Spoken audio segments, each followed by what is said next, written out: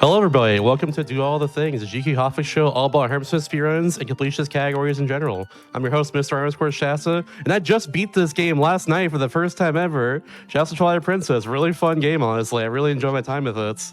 But now I have Glubbers on today doing an all dungeons run, and I'll be giving my first time genuine reactions to pretty much everything in this run, because I've mostly avoided watching speedruns of this game for years, because I've never played it myself and I wanted to play it, and I finally just bit the bullet and did at some point, you know. Finally, I just did the thing. One of the things, not all of them, but you know, I did that, and now I am excited to see what's going on in this game right here. So, hello, Glubbers. How are you doing? I'm doing good. How are you doing, Shasta? Doing very well right now. Had a delicious meal just a little bit ago. Ooh, tasty.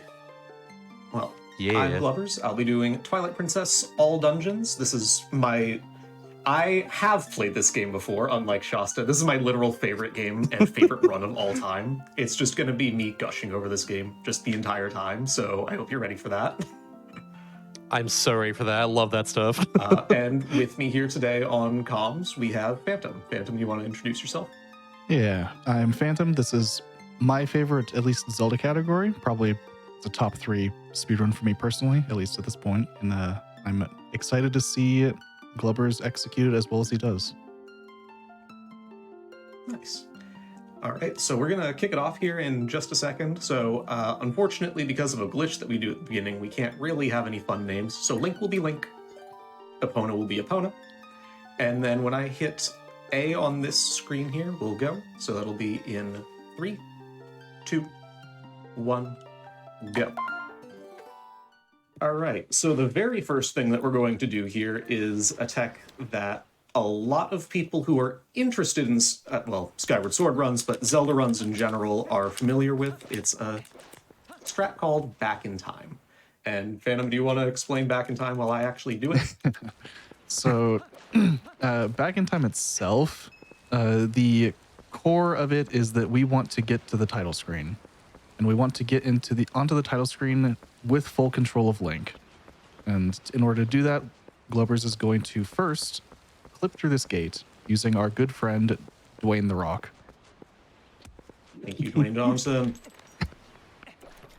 And Dwayne is very nice. That is actually random. Thank you, Dwayne. There is RNG on that clip, but that was very generous. And by frame perfectly resetting the console while voiding, we end up on the title screen. And what this lets us do is save the game. And by saving the game with all of the things that we have on the title screen, we will reload back into Farron Woods with the Ordon Sword, Hylian Shield, and the Hero's Tunic, as well as a few other features. Yep. So basically, by resetting the game frame perfectly, which is not how Skyward Sword can do it. Skyward Sword has a different kind of Back in Time.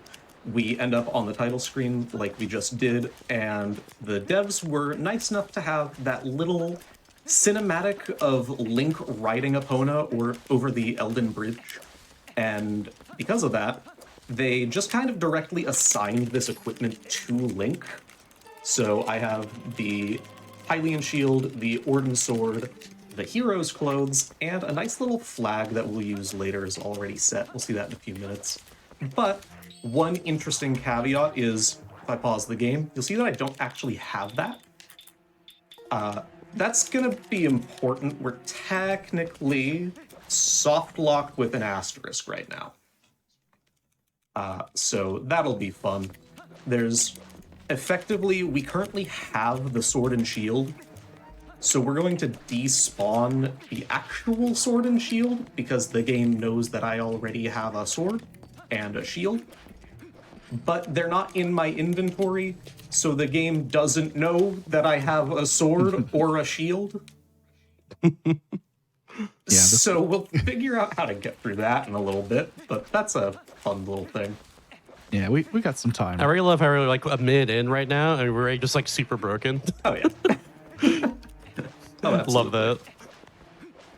And what are we going to do with all of this brokenness? We're going to go grab a key, and we're going to save a monkey from a cage. Let's go. Yeah, glitchlessly, this would normally be like 12 to 15 minutes into a glitchless 80% run. But Yeah, you have a lot of intro that we skipped over. We don't have to deal with any day 1 or 2 Orden, as they're technically referred to. We're technically putting the state of Orden Village into a glitched state of day 3. So we're going to have some properties that are what we expect it to be, and some that are thinking that I'm a lot further along in the game than you actually would be in the tutorial. yeah, conveniently enough, everything over here is still in the state that we want it to be in, with Tallow and the monkey in the cage. Yep, interestingly, this is actually the base state of Farron Woods, so nothing's actually been changed in Farron Woods. If you were to still in day 1 clip out of Orden, which you can do, like I did, and just kind of come up here, it would be exactly like this. I just would have absolutely nothing, and then you would have to play Twilight Princess HD and push these bokoblins down to Trill over there, which is... ugh. I don't really have other words than ugh. Luckily, we have a sword, so the 2 slashes is enough. Yeah. Significantly faster. Yeah, you end up pushing the bokoblins down, which pushing into enemy AI, I'll show you in a little while, kind of sucks. But doing that twice over an extended field is not fun. Now, we get into something that is very fun. Everybody did this as a kid. Y'all like goats? I love goats. Oh, good. Guess how many goats Yeah. there are. Yeah, we can also go pet them. we'll be herding exactly 20 goats in this category. That's an RNG manip to get good goat RNG. Let's go. It's not actually. I just remember. Yeah, I know. Yeah, I've been around the block. I know what isn't RNG manip. the goats are consistent in that they always spawn in the same positions and facing directions, but they are RNG in how they react to Link yelling at them and how good their hearing is.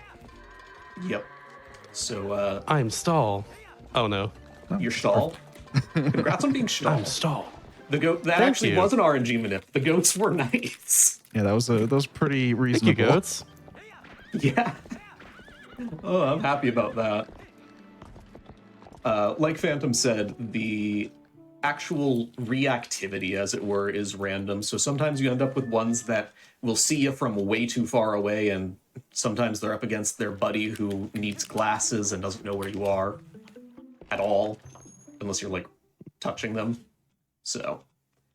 But now we're into this glitch state, so at this point, we're going to go and wrestle Bo, which, Shasta, you just played this game. Do you remember where that was in the game?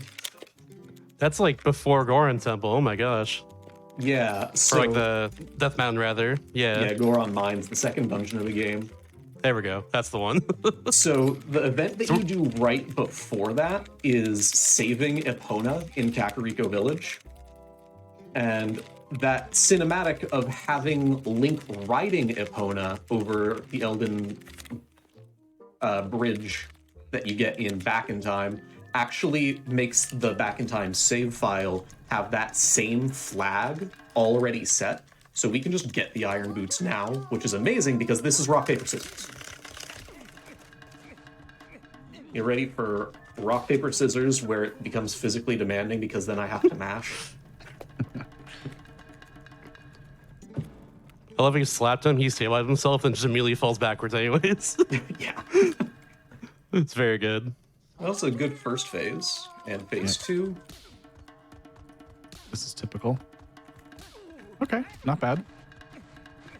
All right. RNG has been nice so far. Both the goats and Bo. Yeah, Bo phase 2 especially can go pretty terribly. Yeah, so that is actually really nice that that went like that. The rock, paper, scissors there is pretty literal. You have a 25% chance for him to go to the side in phase 2. So, Yep. Fun. But we're All done. We're done with Ordon. Yeah, Woohoo! we're done with Orden. So, like I said, it's set in a day 3 state of Orden Village, which if you're an especially astute viewer who pays attention to the number of days that have passed when you were doing the prologue in Orden casually, you would know that the 3rd day is the final day, where you just then go and become the wolf. So we're gonna go do that. It's time to be a wolf. Which, who doesn't like a woo or whatever it is that wolves make noise-wise? Yeah. It's come up a little bit already, but you also may have noticed that for the most part, basically every cutscene is just skippable with the start button. Mm-hmm. There's very few cutscenes that we can't skip, and we will be watching the ones that you can't skip. Some of them are kind of fortunate that you can skip. There's a few that, because of the glitches that I've already done, the game would crash if I got to a certain point in the cutscene.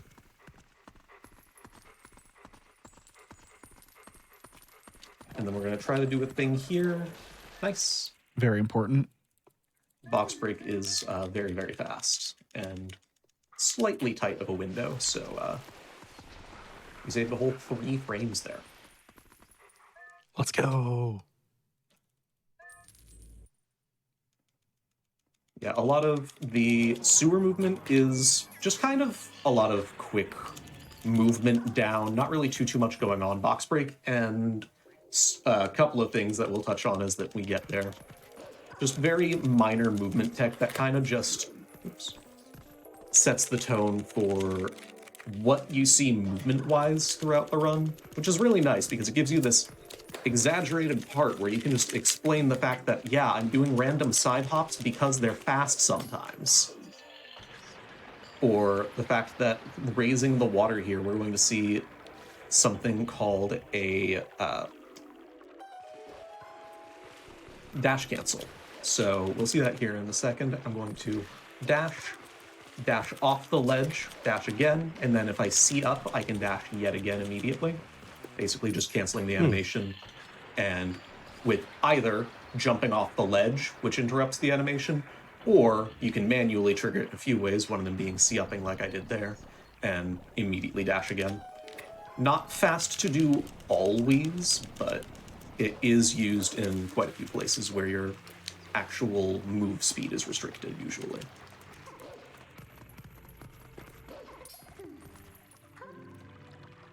And there's going to be a small skip coming up here. Let's see if I can get it. It's kind of something that you, would have just skipped that specific text box, but that's okay.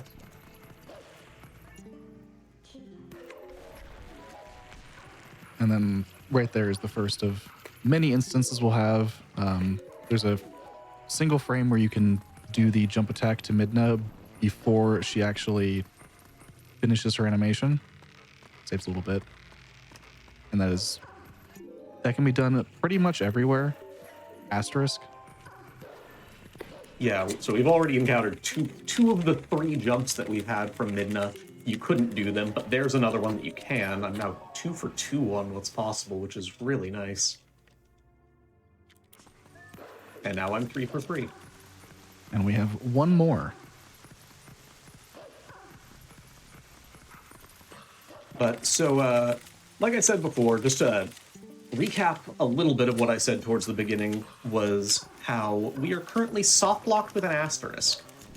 So what we need to do is we need to get into Farron Woods, which we've already been to, but we do need to go back in so that we can play the rest of the game, you know. But Naturally. Yeah, naturally.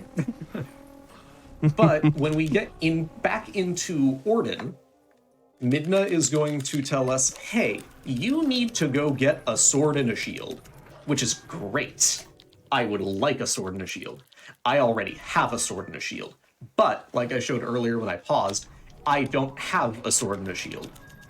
So, the famous line, the game gets confused and despawns the sword and shield in Orden, but Midna will still, if I were to just run over to the trigger, Midna will just insist that I go get a sword and shield. So, we're going to do Neat little trick here called Sword and Shield Skip. Pretty normal name. And to do that, we're gonna have our friend Hugo. I'm gonna get some rupees along the Hello, way. Hugo. Yeah, hello, Hugo. Twilight Princess community, if you couldn't tell, based on Dwayne Johnson, The Rock, and Hugo the Bulblin, we like naming things. I love that, honestly. It's honestly awesome. I tend to, when I do Twilight Princess showcases, call out as many as I can remember. Dwayne Johnson and Hugo are easy ones to remember, but there's honestly just random ones like Kirk the Kargarok, where I'm just like, I don't remember Kirk at all. So here's that pushing enemies that I was talking about, and you see how Hugo is just attacking me, and I'm having to push him away, and he is not being very nice. Nice, okay. Easy. That is a very hard trick. That is the trick that gatekeeps people from even running this game. So, Very hard trick. That is the first instance of a long jump attack that we'll see a lot of later with the boomerang. That's an enemy long jump attack, which is significantly harder. And basically what you do, if you don't want to think about the code at all, I'm playing Leapfrog and it's not an option. They're not playing voluntarily. I'm making them into Leapfrog. So, yay. Don't worry, he's okay. If I had sat in that cutscene for longer, he would start pushing us around in the cutscene because then he's just idling over there. But yeah, just a little bit of Incredible. the Leapfrog action. And then one more tutorial. This is basically the last tutorial in anything that we have to go through. So we get our mid charge attack. Ah, close. try to be fancy. I did try to be fancy. I always try to be fancy there.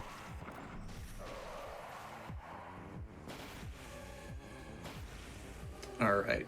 So, if anyone watching this is familiar with Twilight Princess speedruns that aren't familiar with, you know, more niche categories, by niche, I'm even including 100%. Any percent is just by far what people do the most in this game. Then you would know that any percent skips the Farron vessel entirely. We don't in all dungeons because North Farron is our favorite place in the world. So yeah, we're gonna warp there like 4 times throughout the run. It's a wonderful, wonderful thing. We'll get to why each time we do it, it's kind of a random place. But it does mean that we get to do Farron Woods, or Farron Twilight, sorry, which is really just a bunch of this fun movement. Some of the stuff that I like the most about this game is having just minor movement things, optimizing things like I just canceled senses while dashing into those bugs to not trigger a cutscene, that if I were to hit the senses, that cutscene would play. Things like that, just a lot of minor stuff, optimizing the little bits of movement, like doing a side hop off the ledge there, the pathing that I'm doing for all of these tiers. It's just so much fun to me to do this sort of minor detailed stuff in these runs, and that's kind of why I like this run so much, is you see a lot of these minor details in short runs, right? Your runs that are half an hour long. Breath of the Wild any percent is a really good example of that, right? But this is a 4-hour run or a 3-hour or any percent. So you end up with that where you have that level of, here's a heavy level of optimization where the milliseconds matter a lot. Obviously, they always do. But add that on to a run that even fills your stereotypical YouTube commenter telling you that you're not really playing the game because you're speedrunning. We're going to do basically the entire game. I mean, this is all dungeons. We're going to do all of the dungeons. As far as I'm concerned, that's what I did for a casual playthrough. I don't tend to do these side quests. It's one of the few Zelda games that still does a majority of the dungeons, even for any percent.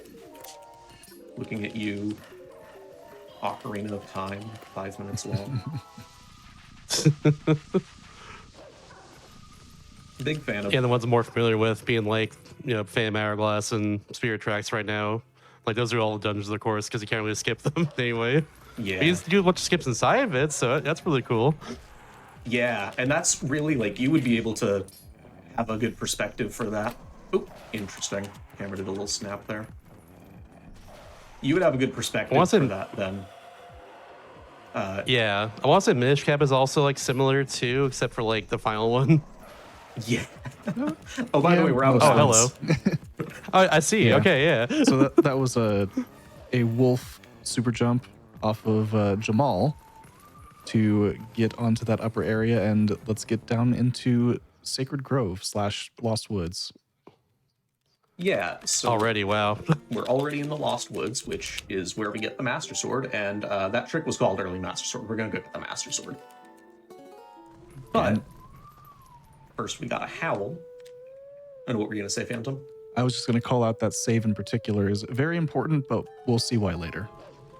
Yeah, that is a very important save. So we actually need technically 4 saves for the run. The very first one was our back in time save, which I just overwrote because I don't need it anymore. I did originally, of course, to progress my run. That save that I just made, we're going to make one other save in shortly after we get the Master Sword, and then the file that we actually do the run on. So a lot of weird manipulations that we do with files for the sake of flag setting, scenes, all of that stuff. Anyone who knows Skyward Sword knows that it abuses a lot of that. And where I do like Back in Time in Skyward Sword, it's a bit excessive. It's everything in Skyward Sword. In Twilight Princess, we do it tastefully. We do it enough to where it messes with our game, and we have to figure out these little nuances, but we're not playing the game on a title screen, which has its own allure, of course. Yeah, there's only so much power on the Bridge of Eldin as a title screen location. Yep. That's completely fair. It gets blown up after all. Exactly. Always so much you can do. The really funny thing about that is how the back in time file actually works. That is the map location that you do the final fight in, right? Hyrule Field. That specific part of Hyrule Field, actually. And interestingly enough, we can load that state of that map. But the devs, for some reason, were smart that day, and if you do that, it's just empty. It's like the dark thematic lighting that you have, and you can run around it. There's no fight. If that were a fight, then we absolutely do have the ability to warp to that, and we absolutely would have, like, a 30-minute any percent. No kidding. Yeah, we would just... Sheesh. We would do what we're doing right now, get the Master Sword, go get Ending Blow so we can stab Ganon in the heart, and then do that. It's not even that difficult. The corresponding map to get that state is the goats that I did earlier. So you could easily Really? get there. Yeah. There's technically 2. The other one's way more out of the way. Bunch of fun technical stuff there while we just get through the Skull Kid fight and go through a lot of things that are just normalized fights where, yeah, we're just going around progressing over to the Master Sword, and now we have everyone's favorite puzzle. Woo! It also took me forever casually. Let's go. Yeah, it took a lot of people forever casually. The solution is left, down, up, up, up, right, right, down, down, down, left, up. That is the minimum number of movements that you can do. You can do the exact opposite also, but it's 1 frame slower, I think. Yeah. You can do. You gotta see that frame. It's so important. Yeah, you can just do, instead of any time I said left, do right, and the very last jump is a frame longer. Everything else is the same. Huh. And also, in typical Glover's fashion, he has 13 rupees right now. That's more than the tax. I didn't even look at my rupee count. Yeah, I am, at least to some, I'm known about, or in specifically Twilight Princess runs, by the way, we have the Master Sword, having ridiculously good rupee RNG, but also usually ridiculously bad RNG basically everywhere else. Like, there's a clip of the bow wrestling that we were doing earlier that I have, that I say a clip, but I mean two because it was too long to be one clip. And I'm just glad that we're through all of that. We don't really have too... What's up? I was just going to say, even like a few months ago, there's a clip of Armagoma that could not be made longer. Right. Yeah. All right. Hopefully we're not invoking something for later. There are multiple instances of randomness in this game. This is a recurring theme for some reason, where you have a given fight and they can perform some action before being vulnerable, right? And for some reason, those actions never have a cap. Yep. You can do... Well, we'll see one in somewhat shortly. We're going to go do Elden Twilight first. But when we get into the Forest Temple, we'll see Ook, the monkey that hops around a totem pole. It can do that until machine precision rounds it down to 0, technically. Thank you, machine precision. Like 35, 36, something like that. Most of the... And the minimum's 2. But we'll see a lot of stuff like that. So we'll just note things. It's always fun to count when you have cases like that. Just see exactly how bad the RNG is. Like for Ook, my worst is 14, which is awesome. He literally flips a coin every time if he stops. Yeah, we'll point out other similar things as they come up, I'm sure. Oh yeah, absolutely. Oh, something that we didn't touch on at all really is I am playing in the German language. Now, why am I playing in the German language, Phantom? Because of one specific item that we pick up. In German, the text when you pick up the bomb bag is fast text. And in Zelda, fast text is what we want to see. It lets us advance the text box as quickly as possible and not sit there waiting. In every other language, the bomb bag text is slow text. Mm-hmm. So, fast text... How much does that save? That alone is more than enough to make German win out over English. German over English saves about 2 seconds in this category, and it's somewhere under 3 for the bomb bag text. It's a very interesting little nuance. Otherwise, English would be the fastest. You have to play this game of, like, back and forth. What text box is faster in what language, and it's just seconds here and there where German and English tend to win out over one another. Japanese is obviously the common one that people expect in speedrunning, especially for older games like this. Japanese is not fast in this game especially. One, the text just is about the same speed as English. It's a little bit slower by like less than a second. But for another, there's a glitch that we're going to do in this run that's just patched on the Japanese version. The Japanese version of this game came out after the English version instead of before, like is normal. So the one with exclusive glitches is this one. Yep, and that particular glitch saves way too much time to ignore. So, Yep. also shout outs to the letter E. Yep, Link turned into the letter E. Everybody likes the letter Oh. E, right? Love the letter E. One of the best letters, honestly. I would put it at a 5 out of however many letters are in the alphabet. 26? 5 out of 26, not a whole lot. Ni- Oh, wait, never mind. I get it now. Nice backflip, by the way. Yeah, frame perfect backflip, saved 4 seconds. We're gonna do a boss fight now. Yeah. So, Shasta, what do you think the next boss is? The first boss, even.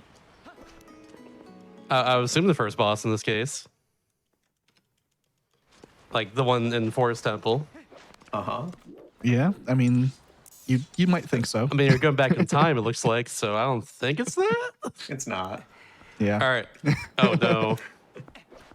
It's the one in Goron Mines. Calling it right now. We're actually Oh, no. going to be loading the file we just created and ending up. Link was screaming was important, by the way. Yep. We're going to be fighting King Boblin. Oh, Hi, King Boblin. just like that, I guess. Yeah, it's just a, Hello wrong, there. a casual wrong warp. As you do. I get it. I get it. Yeah, the file, the state of the file that Glover's created to get us into this King Boblin fight is very particular. There's a lot of things that need to be certain ways in order for this wrong warp to not just crash. Like, a good way to put it is that file that I just saved after the Twilight was done, I had to do after the Twilight, but before beating Forest Temple.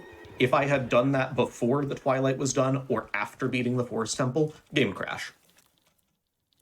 Well, good thing you didn't do that then. Yeah, exactly. Good thing I didn't do that. So now that we're done with King Boblin, that was a very, very good fight. And we are in Kakariko. Ready for Elden Twilight. Yeah. One of the most fun segments. Honestly, one of the most fun segments. And I get that to some people that watch this, they're kind of like, what? Why is that one of the more fun ones? It's just so much fun doing all of the movement that you do. Yeah, it is one of the most involved Twilights, in my opinion, at least. Linear is obviously longer, but it's... There's that attention stuff.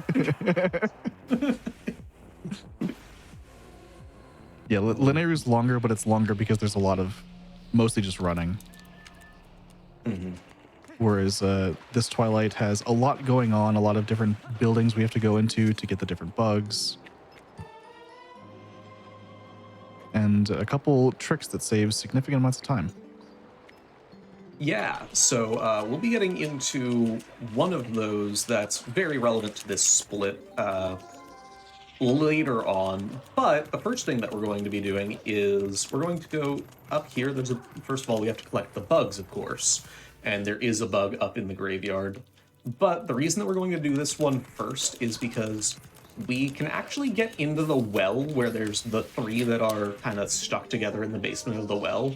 If you remember the long cut scene of like going around, you have to light some torches. There's people who are scared in the sanctuary there. Yeah, you can just side hop into the well. It's not even like me doing anything specific. I'm just side hopping at the well. I see. Yeah, the well does not...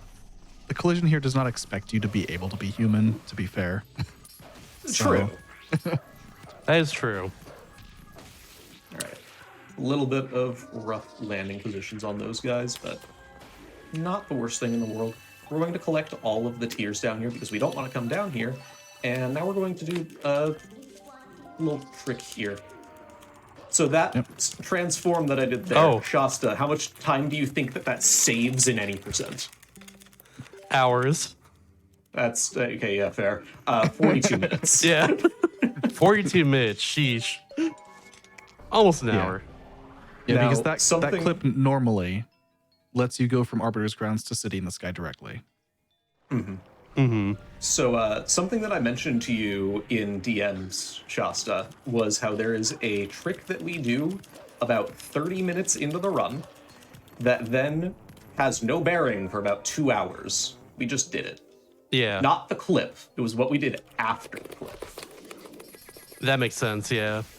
So, The Sky Cannon there and all that. and we're going to be getting ourselves to City in the Sky somehow. And more on that in about 2 hours. Woo!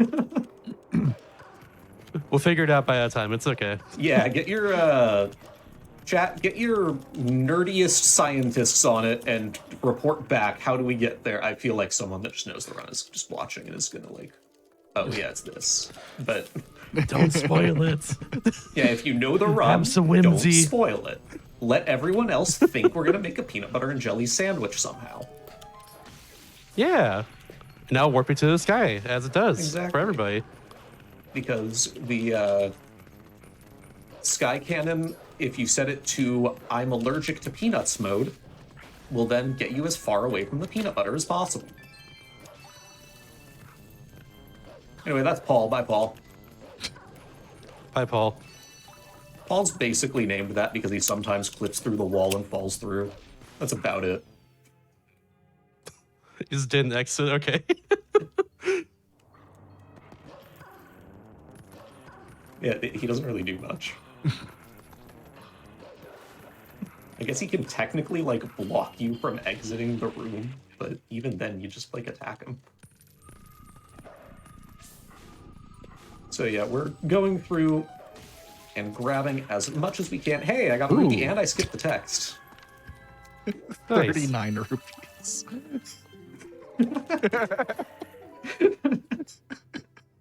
Phantom, do you think it'll be 50 by the end of the Twilight? I think you're probably getting at least 10 in the watchtower. Yeah, probably. Okay, now after this room is the really, really cool trick that we do in Elden Twilight. So I'm going to be lining up after this door, basically using the spot that the transition comes out at is consistent, and I'm going to use it to do a cool little jump. Watch this.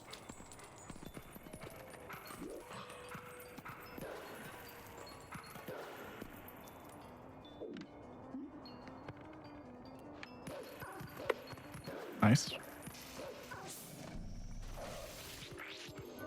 And by killing I'd that say bug 42 before seconds.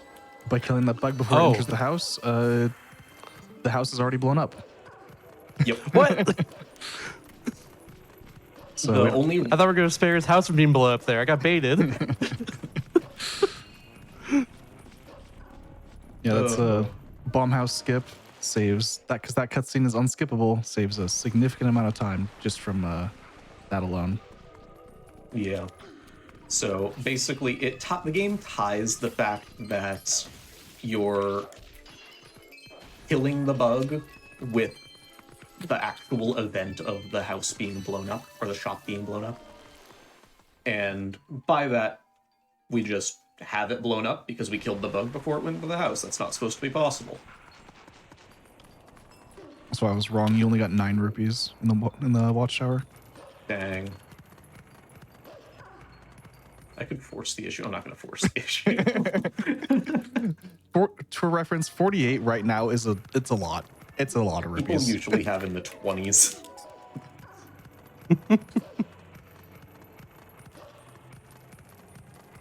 Yeah, notably there is significant amounts of backup chests routed in around Goron mines to make sure we have the rupees we need to buy a bomb bag.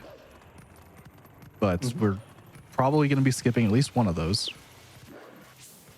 Yeah, I need 22 more rupees within the next hour-ish before I worry about that at all. But if I don't, I just kind of lose like 7 seconds.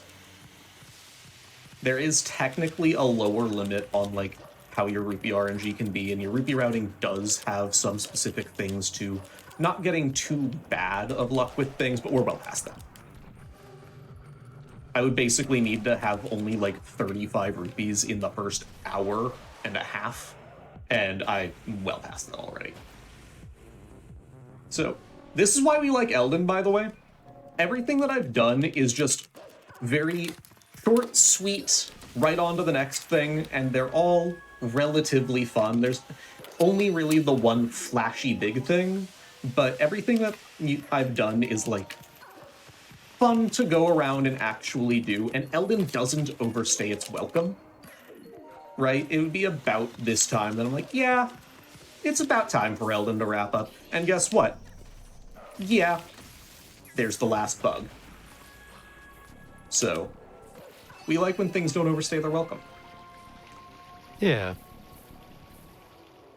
That's pretty concise to me. A lot of fun movement there. Yeah. Yeah, one Now- small thing. Well, Oh, go ahead. I was just going to call that Elden Twilight doesn't have to be done at this time. It is technically optimal, but there is a route difference you could make to have done Elden Twilight after Forest Temple. And that loses a frame, a couple of frames. The amount that you lose is the fact that I just had to cursor over here instead of cursoring over to Kakariko from South Farron instead. That is the actual difference of the two routes. Yep. It's not a whole lot in that case. No, it isn't. And that is a good statement. Oh, by the way, Link has his AirPods in. Oh no, watch out. That is a really good example of what I talked about, how Twilight Princess runs kind of harp on the minutia, right? The minor little details. Yeah, we've routed the fact that you're optimizing the cursor movement as you will go on the map screen from one to the other of two places that are next to each other. Yep. If you were to do Elden later, it does make or gives you more options to do other things in a slightly easier way that loses a little bit more time, but overall it's fairly similar. Yeah, And this- that method of bomb house skip, the jump that I did in Elden, is the optimal method. That's called Wolf Bomb House Skip. Yay, super cool. You can technically do it with the boomerang and as human. It's a little bit slower, but if you were to change up the route, if you're looking for a way to make the run not really hard, there's plenty of ways to do that too, and one of those ways would be you just lose the couple of frames doing the extra warp movement and lose the few seconds doing human bomb house skip instead of wolf bomb house skip. And yeah. Now we're going to go and do our third and final use of Back in Time. Now, this one's a fun one. So, first of all, let me actually do it.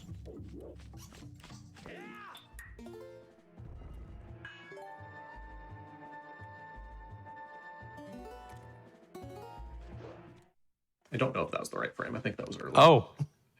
Oh yeah, we can just jump over the trigger there. Yeah, that wall's not actually there. And through the wall, yeah. What was fine. that, Shasta? I see. Yeah, it's just not there. I'll just say just through there. Yeah. The ground collision is there. The wall collision's not after a certain point.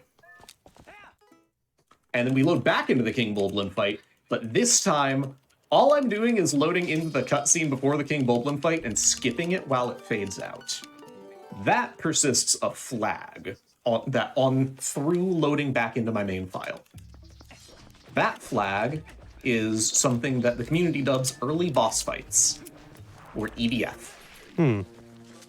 So what EBF is, just as a general description, is it's that flag that, you know, when you have a boss fight and then you watched the cutscene beforehand, maybe you skipped it, maybe you didn't, and then you go back through and you die, sorry, and you go back through and you do want to skip it and get straight to the fight this time, right?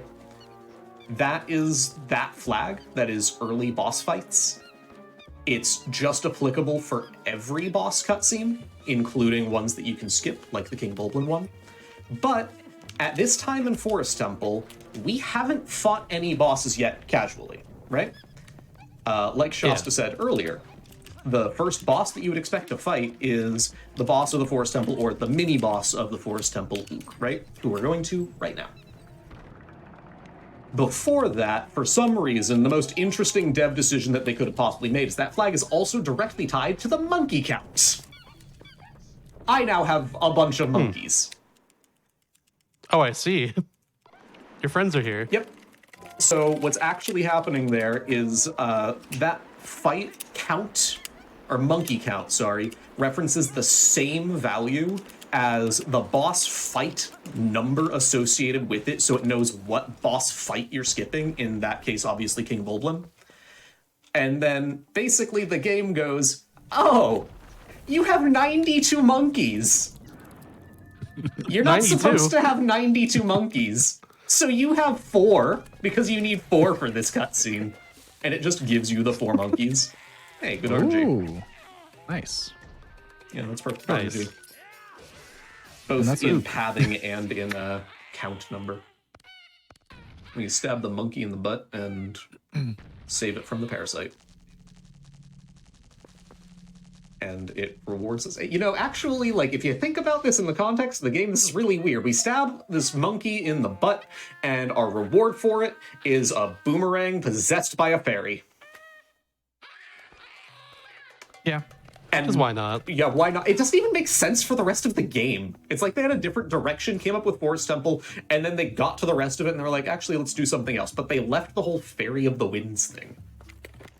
It's never really called out what the Fairy of the Winds is, other than the spirit that possesses the boomerang. No other item gets that kind of power, but whatever. And That's because the boomerang is cool, all right? it is cool in German. It's the Sturmboomerang. Sturmboomerang. Sturmboomerang. Yeah. Very good. Now we get to actually do Forest Temple. Sturmboomerang. Do, do, do, do, do. We do get to actually do Forest Temple. And we're going to go actually beat the dungeon. So, Woo! Shasta, we're going to do some of the stuff that you were talking about, why you like games like Phantom Hourglass and Spirit Tracks, because you get to do all of the manipulations and the glitches and tricks all in the dungeon, right? So, Forest Temple's a relatively short dungeon. We're only going to do a few. But you can get to see some neato spaghetto things, as they say. That's the opposite of uh-oh spaghettios for anyone who doesn't know. Yeah, we're skipping a few rooms in this dungeon, particularly any of them that have a monkey.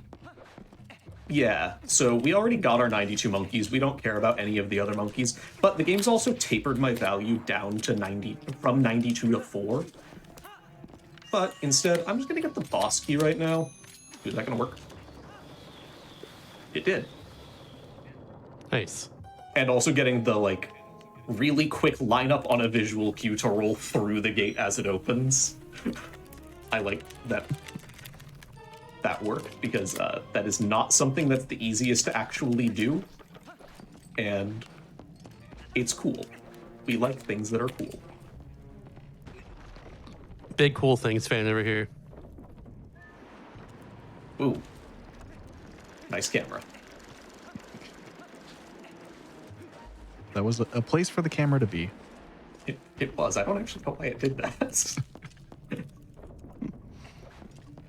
But yeah, so just a quick little hop and a skip over, getting the boss key early, and then now we're going to progress over to this next room is where the boss door is. Now, the monkeys would form a monkey chain normally to get you over there, right? What we're going to do instead is, we did the enemy LJA earlier. We're going to do a lot more LJAs like that for the rest of the run, using the boomerang. I see. So basically, we'll explain LJAs when I'm not about to do a trick that's this long. We'll do it on the next LJA. It's fine. For now, throw rang, go Wii. It's basically that easy. There's like one caveat. Yeah, because the Diababa fight here is much, much different than you would do casually. We're going to be doing something called Ookless. Normally, you're going to handle phase 1 pretty much as normal. We're going to, however, take a couple bomblings off to the side here and save them for phase 2. In phase 2, you're supposed to, wait for Ook to come and bring a bombling down so you can throw his bomblings at Diababa. But if we already have a couple here in the room when entering phase 2, we can just make use of these instead.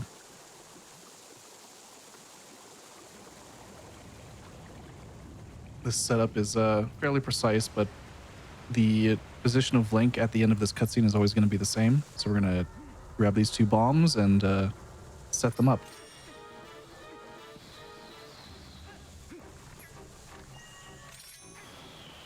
Yeah, so I'm actually doing a pretty specific setup in where I'm positioning Link, each of the bombs, and where I'm throwing the boomerang off to the side there so that it's timed right with coming back to me not too early so that I blow the bomb up or do anything weird positionally so the bomb blows up. Can juggle them in a pretty specific way, and no ook, no nothing, boss fight, done. Super quick.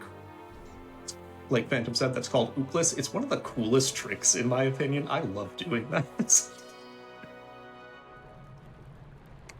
So yeah, we beat the Forest Temple in about, what are we at here?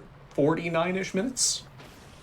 Yeah, we Something like that. one dungeon. There's, you know, quite a few more.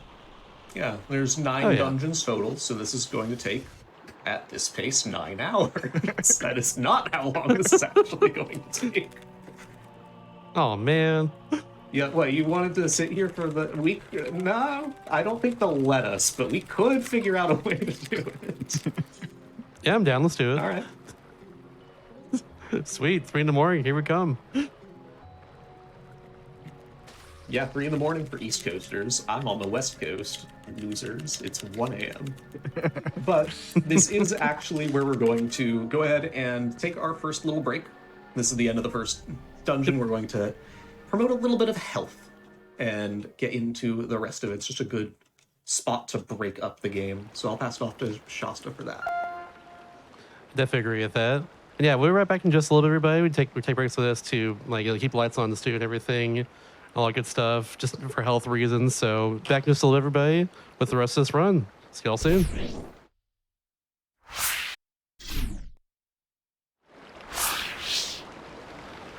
Welcome back, everybody, to Do All the Things, the Hotfix show about 100% speedruns and completionist categories in general. We're now at Twilight Princess all dungeons run with Glubbers. I say let's get back into it. Yeah, let's get right back into it. We just finished up the Forest Temple, the first dungeon of the run. We have 8 more to do and plenty of time to do it. We're going pretty quick, so we'll get back into it in 3, 2, 1, go.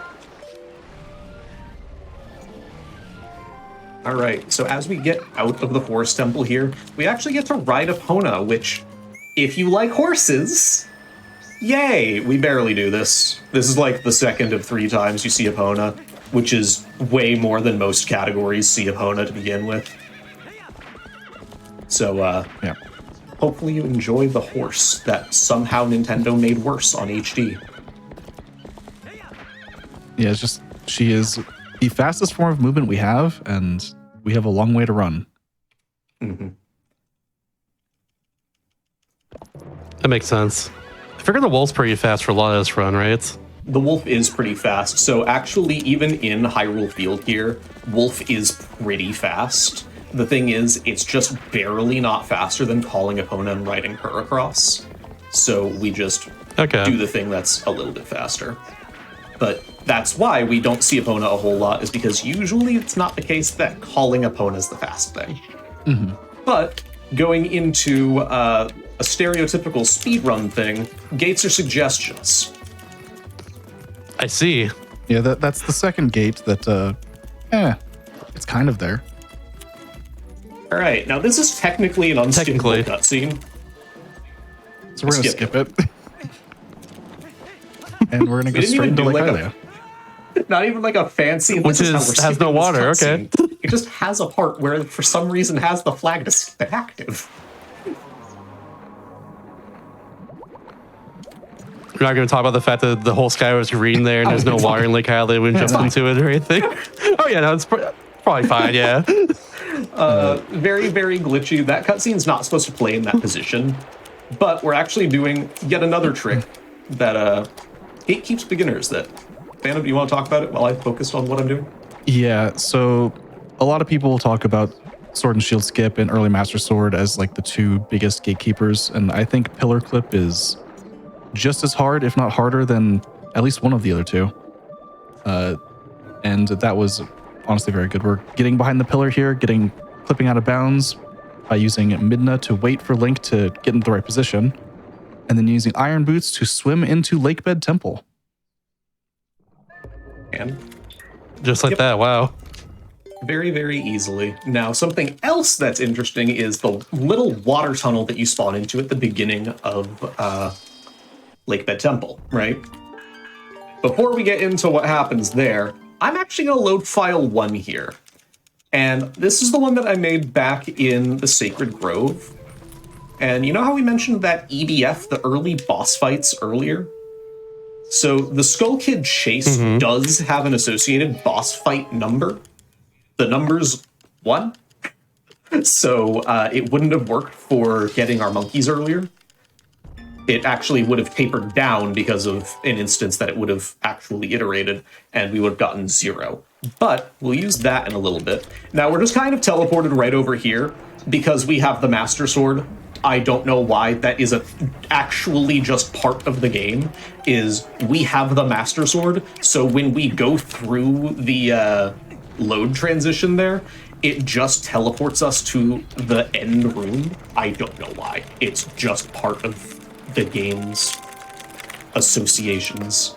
If I had the Orden Sword, it would be in the water tunnel. Couldn't tell you. Also, this is Jake. Hi, Jake. Yeah, Jake won't bug us sometimes at all. he can kind of get in the way, but we're already like well past where he can be a problem. Yeah, he's really more of a problem for the Wii version runners.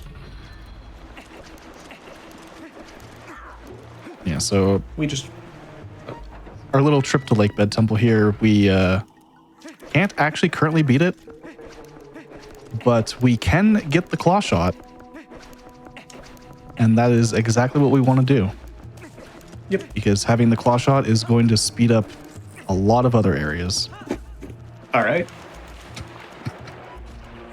That is an interesting thing that just happened. All right. That is the thing that happened to me last week that I was like, I hope I don't do that on Hotfix. Oh no. It's just that climbing this is... Yeah. Yeah. Climbing in the GameCube and Wii versions is significantly slower than they made it in HD. Yeah, which normally we wouldn't even have a point to talk about, but I'm just going to be a little bit more careful here. And, yeah. All right. Nice little staircase here. I was going to be grabbing a Uku. Yeah, we're going to be grabbing Uku here in a moment, which is very, very cool. It's everyone's favorite man chicken. And what Uku's going to do for us is... Actually, there's a number of glitches you can do with Uku. We're not going to do any of them. We're just going to look at Link's weird face there. And we're going to grab Uku and use Uku for Uku's intended purposes. Also, there was Terry the Tektite. Terry Hi, Terry the Tektite did not Tektite. mess up our day. Yeah, so coming up here, because we set EBF in the Sacred Grove, we'll get to do something a little weird. So, Costa, this was your favorite dungeon, right?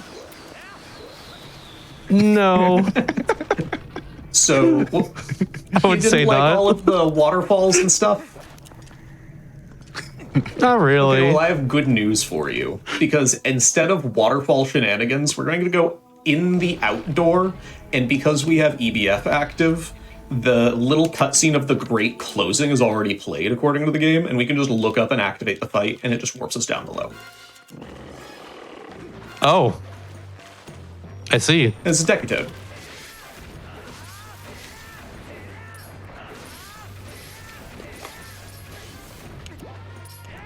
Yeah, so we're going to be going for a 1 cycle on Deku Toad here with some precisely timed slashes. We'll be doing this in many other places as well by just sort of extending our chain and getting a 8-hit combo.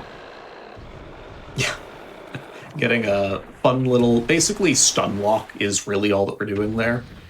As long as it's within a... There's a leniency of 10 frames across all of the slashes that I do. So... Not really the tightest thing in the world, but also kind of specific because it's 10 frames across 10 slashes. So, pretty specific, I guess. Anyway, that's all that we're going to do in Lakebed for now. Now, the next thing that we do is a fun trick. Phantom, do you want to talk about the implications of the fun trick that I'm about to do? Which part of the fun trick? I'm going to try to do the unsafe one. Okay. I'm going to be conservative about it. So, Shasta, what do you think the unsafe one does? Let's do it this way. Shasta, what do you think I mean by unsafe? Not as safe. so I'm not sure. we need to do Linear Twilight. We need to actually start Linear Twilight, which means we need to raise the water level in Lake Hylia, which means we need to go to the top of Zorva's domain, which in order to do, we take the Kargarok flight. And in order to get on the Kargarok, we need to kill the Bulblin that the Kargarok is going to be carrying. So... This is Kurt, by the way. There are like 5 Kargaroks. They all have names. They get progressively less like actual names. There's one that's named Cork because someone meant to say Kirk. They were flustered by what happened. I love that.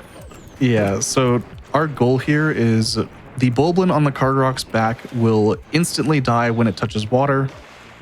So we're going to try and pull the Kargarok into the water to drown the Bulblin. If this is done poorly, and the Kargarok grabs Link while the Bulblin is dying, the game will crash and make the funny Wii VC-esque crashing buzzing noise. But it didn't happen, and now we're crash.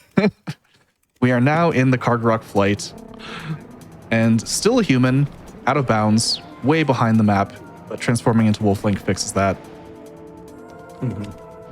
So I see. That could have crashed pretty easily, but I've been running this game for half a decade. I can tell when it's about to go wrong. That I would have just defaulted to the fast fight instead, which would have lost like 8 seconds. It's fine. Yep. Also, I guess we're out of bounds. Okay, All so right, that cool. is a recurring theme. Twilight Princess, you can get out of bounds a lot. Unfortunately, there's just not usually collision to stand on. So anytime that we can get out of bounds, and it serves us well to be out of bounds, like we're flying on a Kargarok, we do go out of bounds. Yep. But at Makes this sense. point, we are going to basically just be riding our way up to Linearu, or up Linearu, grabbing a warp portal, going down to the Linearu vessel, and starting Twilight. So, Shasta, if you have anything that you were wanting to say, now would be the time. Yeah, I can read a few announcements in that case. Like, for instance, I'll tell you about some stuff happening in the channel pretty soon, such as Black and the Flash's Summer Speedrunning Celebration, Juneteenth. They'll be live on the GQ channel from June 19th to 22nd. To Space Park Juneteenth in chat for the full schedule, and visit gq.gg/BAF to learn how you can join the Black and the Flash community. As usual, I'm gonna do this. Bam, it's in chat. I got you. Bam, no problem. Bam. It's also Flame Fatales 2025, which is GQ's all-limited Femme Spearing community. They're prepared for its next event, Flame Fatales.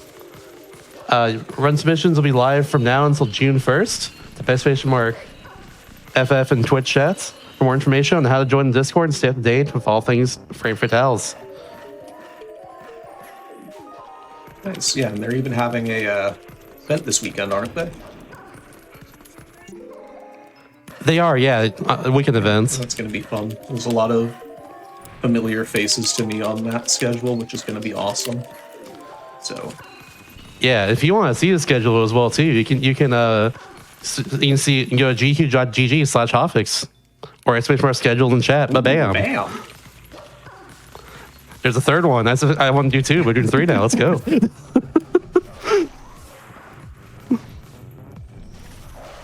So we're just going to get this work portal here. Fun little thing that you can do here. I'm going to try to do a 1-frame press here. Got it. It does nothing.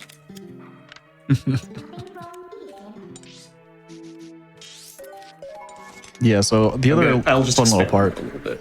Yeah, do you want to expand on what Gorge Void is for a little bit? Oh, I was going to mostly mention that we need this rock. Ooh. Rock. This rock here is the only reason we actually have to do Elden Twilight at all. Yeah, this rock's my favorite rock in the world. Because guess what? So there's this giant meteor falling from the sky. Yay, right? Shasta, did you do this side quest casually? This is a side quest that we did in I did, 80% yeah. for the longest time. This hot, flaming, meteor-looking rock. It just has a Goron in it. Wait, what? Yeah. Yeah. The side quest Just is straight up? blowing the rock up. Like, you bring water bombs back here later.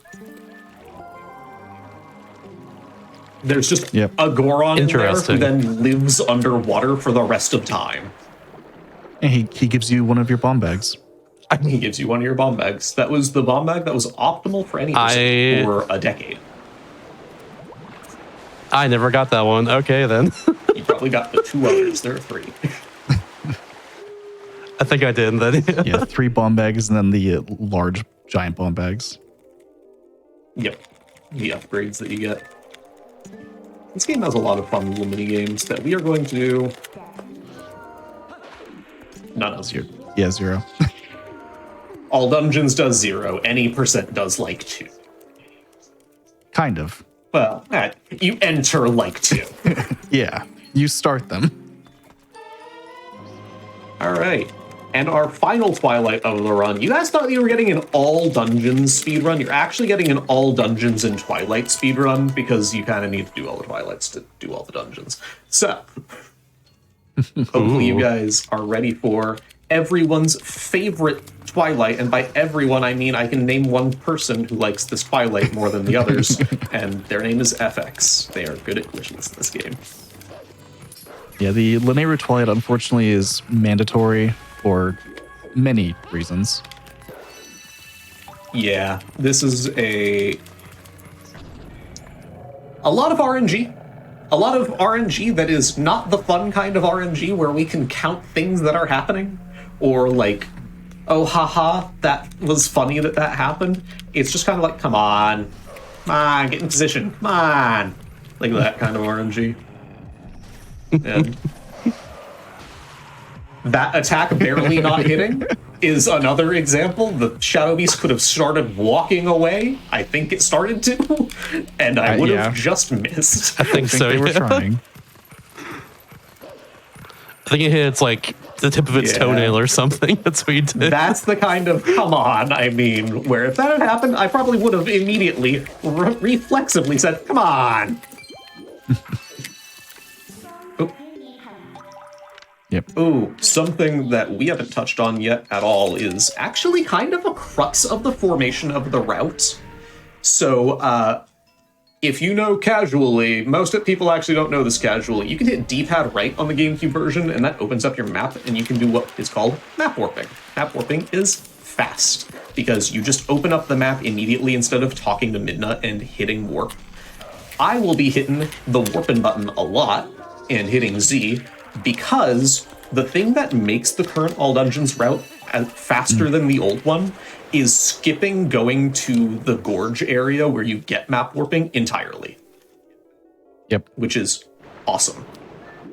Yeah, All right, let's see if I can do waterfall side off.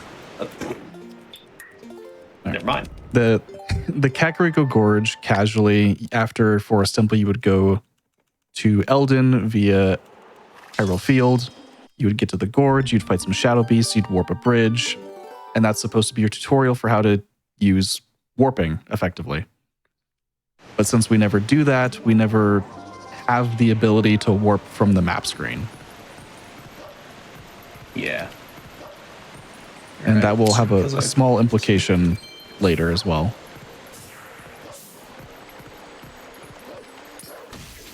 All right.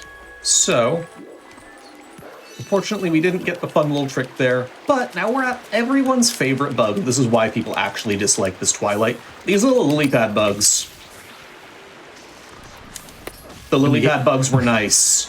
That was honestly very good. Hooray. In the HD version of this game, there's only one bug here. And that, And it is not painful for that reason alone. yep. The entire reason that segment is very annoying is just having to deal with 2 bugs that are flying completely different directions from each other. And then having to keep climbing onto the lily pads to attempt attacking them. Yeah, so the rest of the Twilight is basically just going to be us going around and getting some of these further out points. One of the main things that they do that basically, I'm pretty sure there was even a dev interview where they were like, why did you make this running section so long? And they were like, yeah, we kind of had to get you to get Castletown Warp Portal somehow. Our bad. So you're ready to run down Hyrule Field? It takes about a minute. Woo. Yeah, so the fun part about this run also is that we will be looking at the dirt. Ooh, yeah. Because lag reduction, we're not even going to be looking at what's in front of us. We're just going to be looking like in as panned down of a camera as possible, and that's it. Yeah, the GameCube version specifically for Twilight Princess is fairly laggy, especially in these big open areas. Late gen GameCube game was, they're all like that, unfortunately. Mm-hmm. I don't really know many other examples other than Twilight Princess, and there's a Mario Party 7 minigame about mowing lawns. Oh, that one, yeah. Yeah, that one is I'm just a little laggy. That's a slideshow. Yeah. Ugh. If you want a slideshow, I can't do it right now, but that rock right there, watch its particle effects while it blows up, and yeah. You get the same kind of thing. It's wonderful. Anyways, we did that minute-long run. I found something to talk about. It was lag. Cool. Time for the fun one. Yeah, I actually really like this fight. This Shadow Beast fight is actually pretty much the same formation as the other one, but they're usually a bit more generous.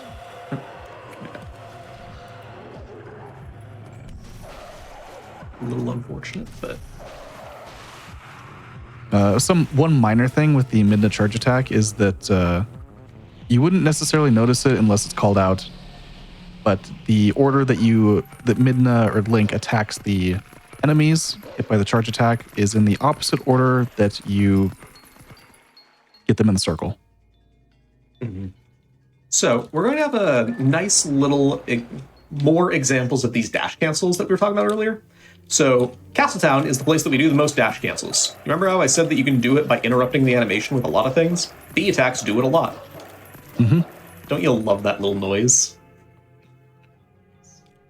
And one of the reasons for this is Wolf Link's speed is actually set based on the map that you're on, his max speed at least. And the dash attack cancels are just faster than dashing. Because his run speed in Castletown is significantly slower than in many other areas. Yeah, and so that's a little bit of a manipulation that I did there, which I actually am pretty bad at that one, so I'm glad that it went well. Where you can manipulate the jump direction of that bug to be in a certain way that makes it vulnerable faster. So that was cool. But yet another call to those little minor things that we do just to make things a little bit faster. And the way that I always like to put it whenever people ask about why do you care about these small little things, it's like, well, I could frankly be calling these out for the entire 4 hours. I'm not going to because that would really be boring. But I would actually have not, I would have said like 3 more since the warp, by the way. If you save half a second with every small thing that you do, and you do it 500 times, you've saved 4 minutes. So, yeah. A lot of time. It all adds up. I'm a nowhere in this case. I totally get it. Our Phantom Hourglass runs very much so the same. Oh, absolutely. A lot of games I've run kind of like that in general. Like I like Kirby and Metroid as well, are a lot of the same thing too. Just saving little bits of time here and there a lot of time. Yeah, all of the minor details and making sure that what you're doing is pretty exact is super cool. I'm glad. Oh yeah. Glad to hear you're an appreciator of the same thing. Love me some good movement, to say the least. Exactly. Vectoring, love it.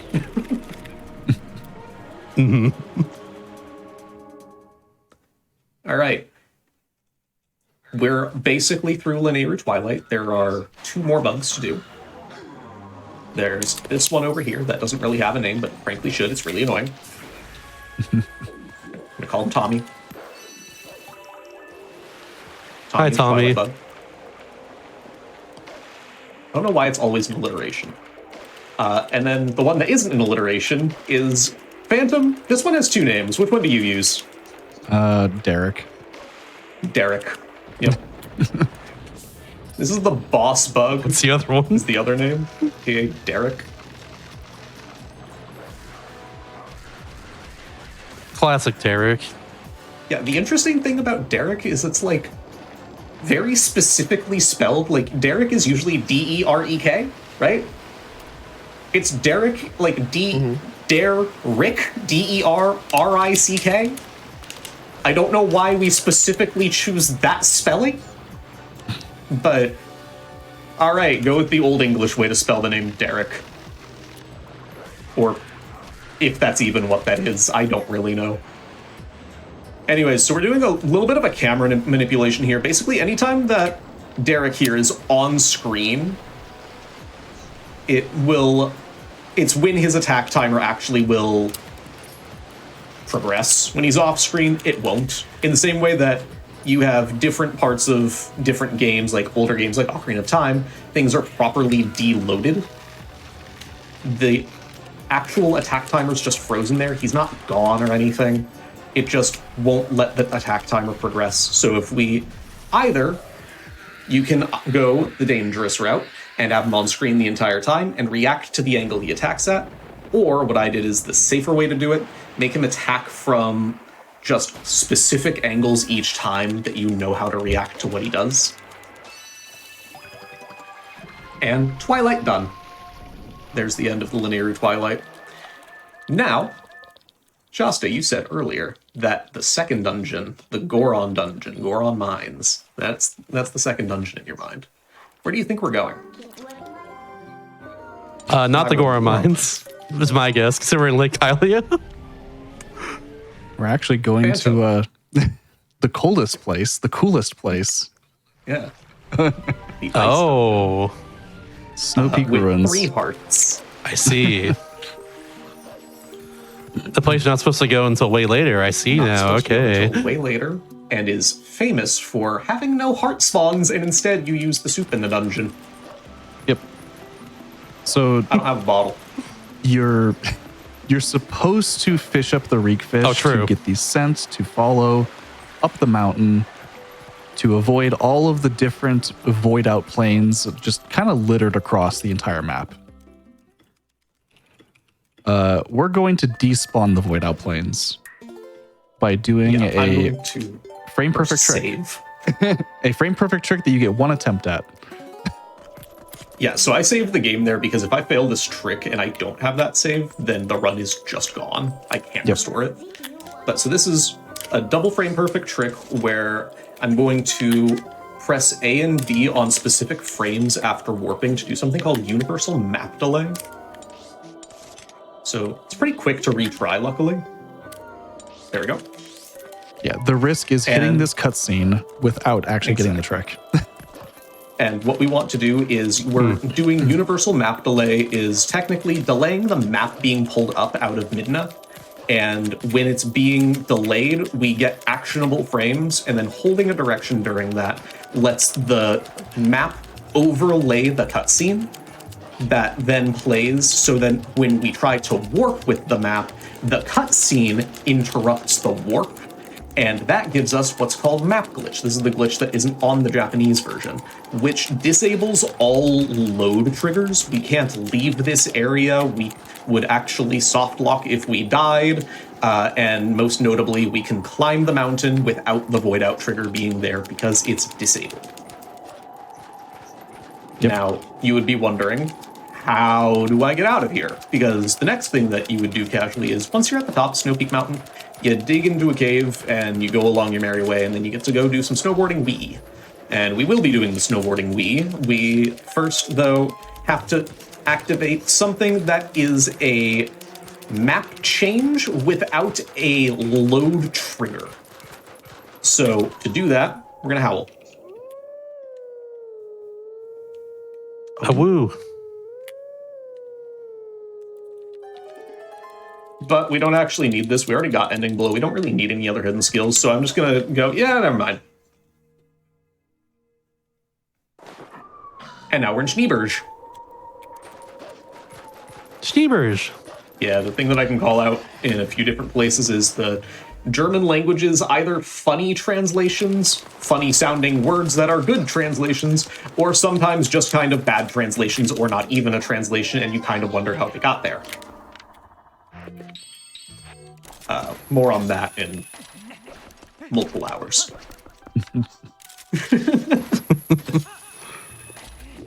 We're going to make our way through this cave as quickly as possible. This is one of the main reasons that we wanted the claw shot as early as we did.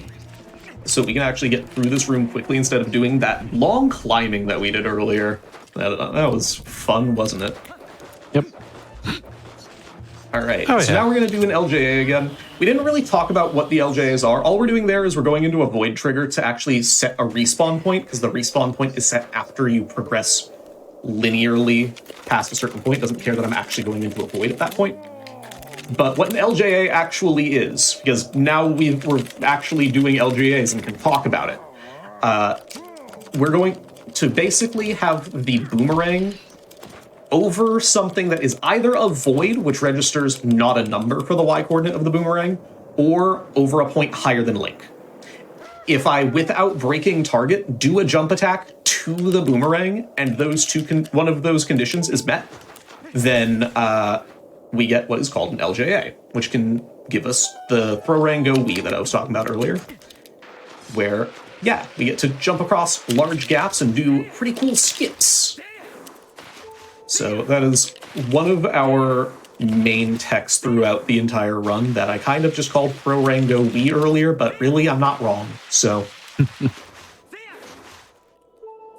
Yeah, notably that LJ in particular skips a fight against a bunch of Shadow Beasts. That Shadow Beast fight, when you finish it, actually it removes the snowstorm. And since we didn't do that, Glubbers is snowboarding down the mountain by feel. and this is something that I actually do have to pay attention for. Yeah, some small visual cues that he's going to be looking for up here. Also notably, on GameCube version in particular, yet again, not despawning the snowstorm actually does not spawn rupees along the mountain. Whereas on Wii and HD on Wii U, even if you do skip the clearing the snowstorm, there would still be rupees to pick up, which helps rupee routing.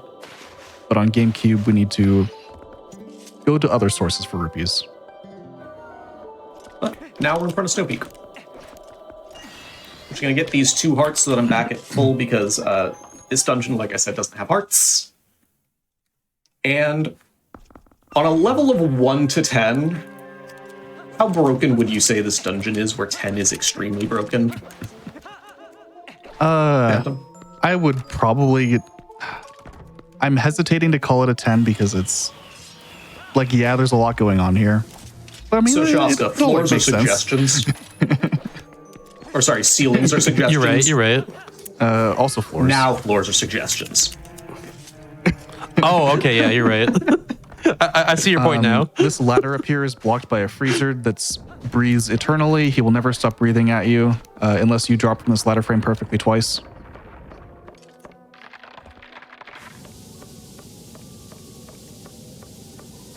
The first one actually is frame perfect. The second drop is much more generous. But that just... Yeah, the second one's 11 frames. The freezer But thinks he's a sure. normal freezered, effectively, and will stop breathing after a certain amount of time, letting us get to the end of the dungeon and then jump back down here and get a key. Yeah, the first frame of the freezer's attack animation is a normal one. The second frame, it registers the extra added effect that it's just doing it infinitely, like this one is going to do. Now this one, doors are suggestions. Yeah, he's really close to the door, So You just get around it, okay. Ignore it. Yep. The one small thing there is the doors are suggestions in the fact that their collision exists, but not suggestions in the fact that we can't not open them to go to a loading zone. Yeah. Getting behind a door doesn't really do anything. We still have to open the door to actually trigger the loading transition. And this is Dark Hammer. Goodbye, Dark Hammer. I'm gonna admit something. It took me way longer to figure out how to actually hurt this guy than like to Okay, admit. so the thing that you have to do is make Dark Hammer do a 360, not a 180, not a proper 180, but have turned 180 degrees, then he'll throw it. It's a really weird condition. That's why I was doing tricks around him. I just was... I'll be totally real. A lot of people who run this game look at me doing that and say, why are you doing that? That's just more dangerous. And I'm like, I like doing it. It's fun. Come on. Have some whimsy. You're like, what's... Where's in the freezer? All No right, big deal. so you remember how doors are suggestions? This one really isn't for some reason. We just go through it. Yep. And you know that Or ladder gonna we do were this just trick on? again. Yeah. Is that a suggestion? No, this one is really not a... There we go. Damn. We have to do the same trick that we did a little bit ago, just a second time, because we also just want to be up here. Yep. This That is makes the end of the sense. dungeon. This is where the boss room and the boss key are located, conveniently down the hall from each other. So third try is still really fast for that. That is frame perfect without really any means of doing it other than an audio cue. So first try and third try is net second try each time. Very solid. Honestly, considering how much of this dungeon you didn't do, I personally rate it a 10 out of 10 for Yeah, I broken. was wondering if Fandom would say a 9 or a 10. Because I would probably put it at a 10 myself, but I can like understand why it wouldn't necessarily be one. All right, and your collision didn't get pushed. So I love that. Yeah. Again, also, I don't have the frame of reference to seeing the other dungeons just yet, so there is that too. But so far, it's been like most broken for me If I was currently. only going to give 110, I would actually probably give it to Goron Mines now. Yeah. Ooh. We're I'm going to excited get then. to see a trick that is so cool in Goron Mines. It takes like 2 minutes, and it's so cool looking. And I'm so happy to be able to show it off. Like, it is absolutely just one of my more favorite things in this run, after it just being found, is Kitty Climb. We'll get there in a little bit. Kitty Climb is a aptly named, but for a weird reason, and we'll get there when we get to Kitty Climb. But oh, such a cool trick. It's Twilight Princess's newest, or GameCube's newest trick. GameCube's newest. Okay, that's fair. Yeah, well, we got one last week. Yeah. Exactly. Huh. Yeah, this is our second boss fight. Second major boss fight. Yeah. This is It's what, like the 5th or 6th dungeon in the run normally? Or the game Yeah. normally? yeah. Yeah. This is Blizzetta. She's a giant pinball. In phase 1, at least. Yep. Very clean phase 1. I will not be upset about that at all. So the wall actually isn't a circle. It's like a 24-sided shape with like vertices. You'll see it here in a second when I go against the wall. 24 might even be lenient. It might be more than that. But the angle that she rebounds can be really weird because of that. So you see all of the actual vertices that I'm rolling against here. 6, 7, 8, 9, 10. So then I'm going to be against the wall here. I did have her line up against the wall for a specific reason. Basically, I'm going to angle myself in a way that if I go here, he tried to tell me no.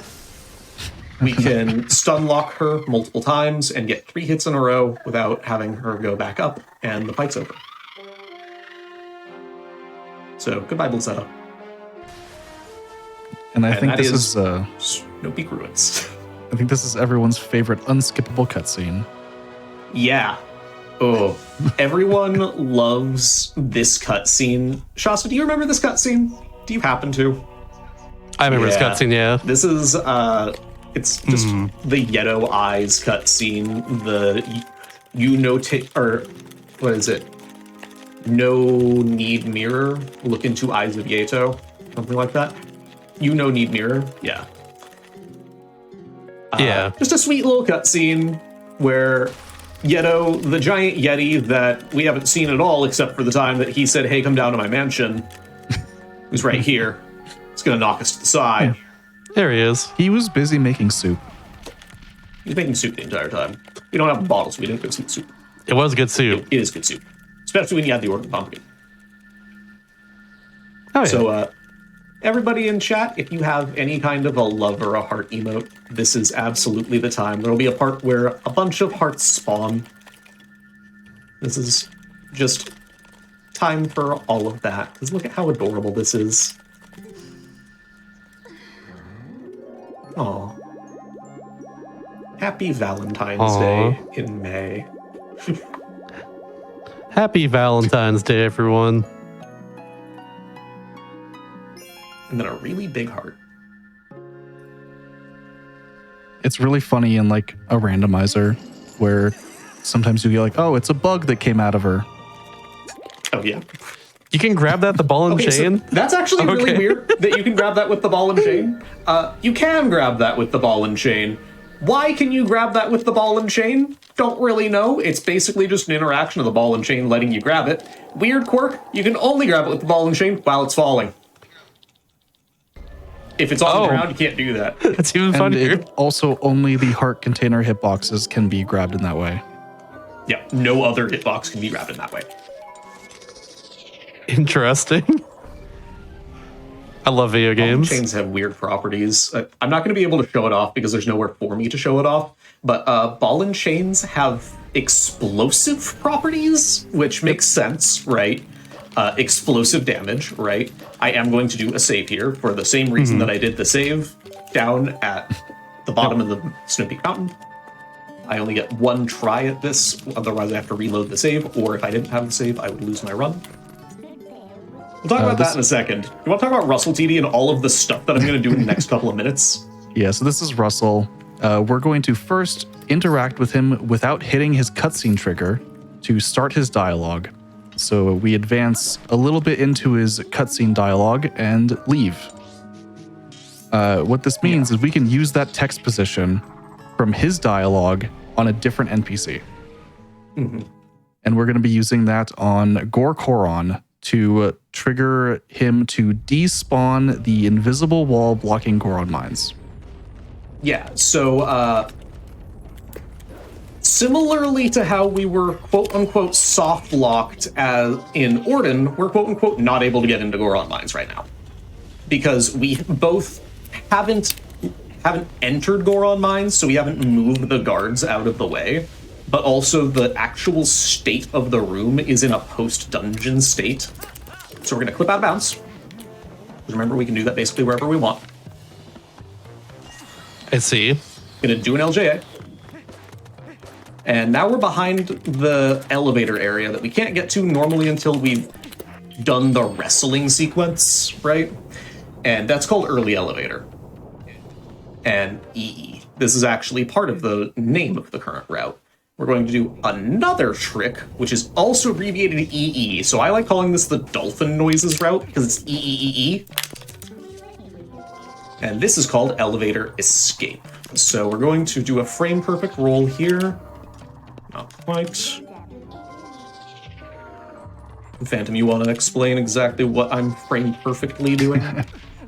So by getting Wolf Link into a very specific position, we can roll on exactly one frame to get past the Goron. If you were to talk to this Goron right now, he would just say something like he's not moving because you're not supposed to be able to take the elevator or whatever. He's not going to let you through. So we can time a roll to just kind of clip by him. A very awkwardly timed roll, mind you. Yeah, it's a very cool trick. Not many people go for this. For reference, Shasta, how much do you think this whole clipping out of bounds, getting to the elevator, and then clipping past this Goron actually saves? I'd say from my experience, probably around like 5-10 minutes? 12 seconds. Maybe? 12 seconds, never mind. So this is interesting. It's, well, first time we've actually had an issue with a frame perfect thing. I'm fine with this. Yeah. There we go. Hey. So since we have our text displaced from Russell, we can talk to Gorkoron. He will tell the guards to move. They're not actually going to move, but the invisible wall behind them is gone, and we can just go right into Goron mines. Yep. All right. Thank you, Russell. Yeah, and you know, that happening is actually a good thing for a matter of perspective. Anytime that I say something is frame perfect, that kind of window that I just got stuck on is the kind of thing that I mean. So, really, really tight. It's a third of a second. Or sorry, a 30th of a second. A third of a second would be massive. Yeah, just using some iframes off of the fire pillars there to just keep rolling, not have to turn them off. And we're gonna be skipping the first small key. Yeah. So normally you jump down here, you get the small key on the right, then open the door up here on the left.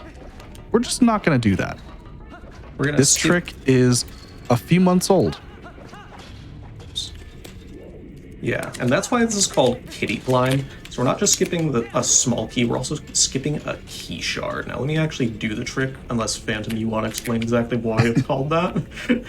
I don't actually Kinda know the see why. exact reason it's called that, but generally I'll just We're- explain it here in a second. yeah, we're getting out of bounds. We're going to be clipping up on this sort of scaffolding and getting, well, many people know that this is quite a bit of ways into the dungeon. You're supposed to do a lot of backtracking to get to this point. Oh, yeah.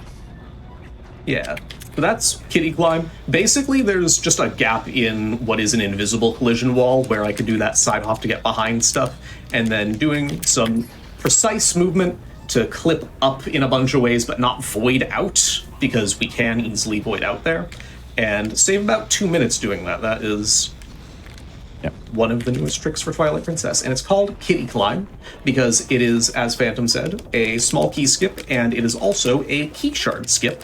So when you go for your cats, it is SKSKSS. So we called it kitty climb. That's not the reason I thought it was called kitty climb, but that's a better reason than what I was thinking, at It's least. a really good Yeah. reason. Yeah, it skips that entire ceiling walking segment is really the main reason it saves so much time.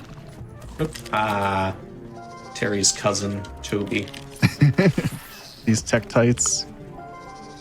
So yeah, this is just another gate, arguably.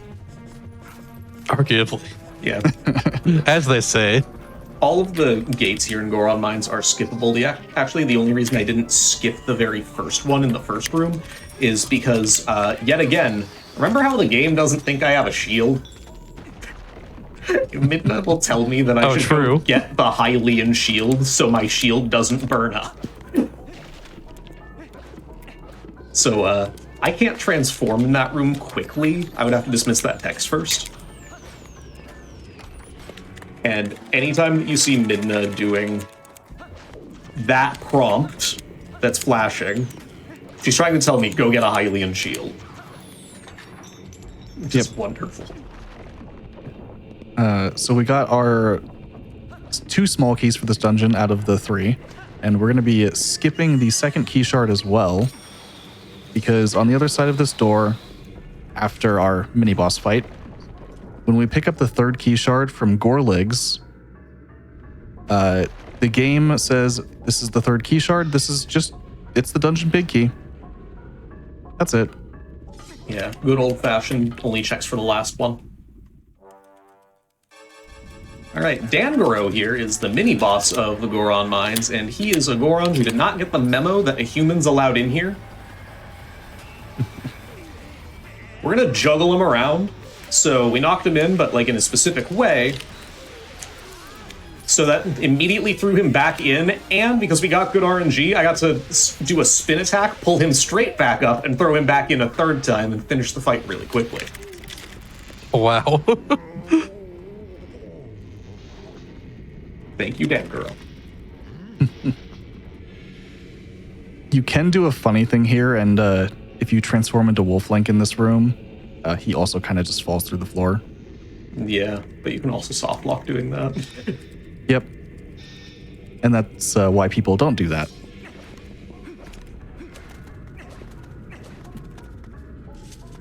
And yeah, that is the front half of Goron Mines, and actually it's pretty even between the first and the second half now that we have Kitty Climb.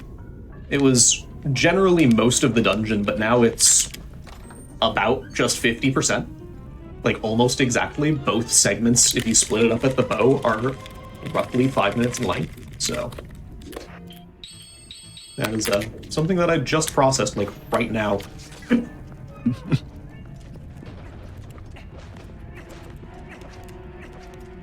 So yeah, we'll be grabbing our big key here, as well as, I assume, a purple rupee.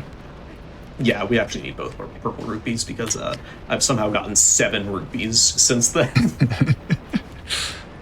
Which is fine. Yeah, we need at least 120 rupees leaving Goron Mines in order to buy a bomb bag from Barnes.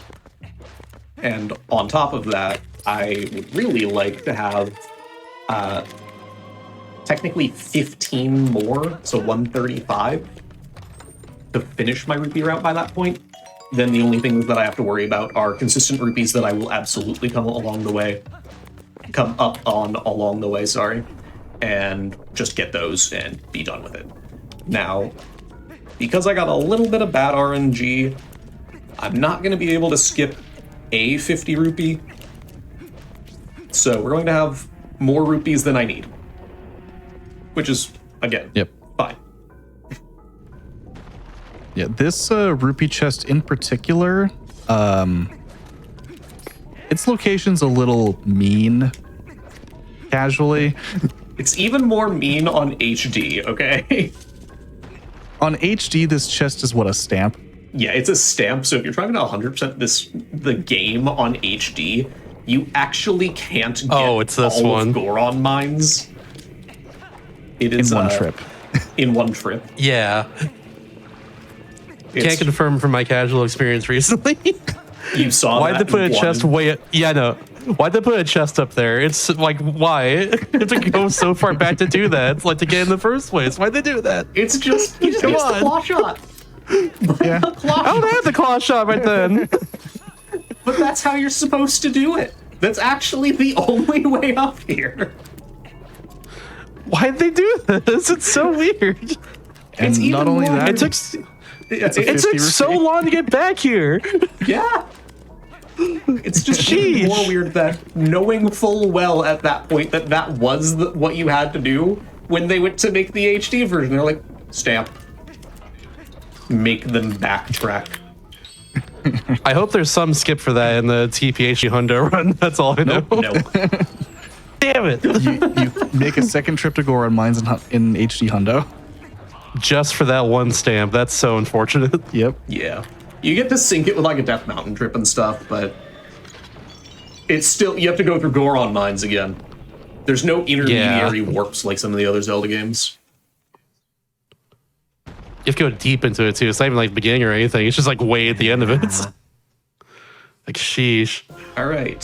So now Virus is the easiest boss designed in any video game ever. And if I take damage here, I'm kind of just upset at myself. His mechanics I'm watching those are- hearts like a hawk. Do it. I'm gonna do even one more, and I'm gonna do the trick. Yep. Ooh. This trick is also relatively new as far as Twilight Princess is concerned. By timing a regrab on the chain, we can knock him down instantly without ever having to use more arrows. This fight is also easy without that, by the way. I would still say I shouldn't take damage, but doing this trick, I'm like nowhere even near him.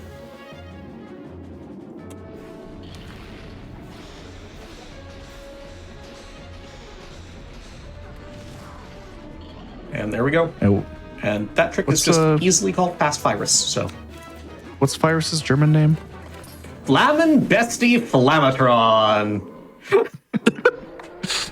Bestie for beast, fire beast Flammatron.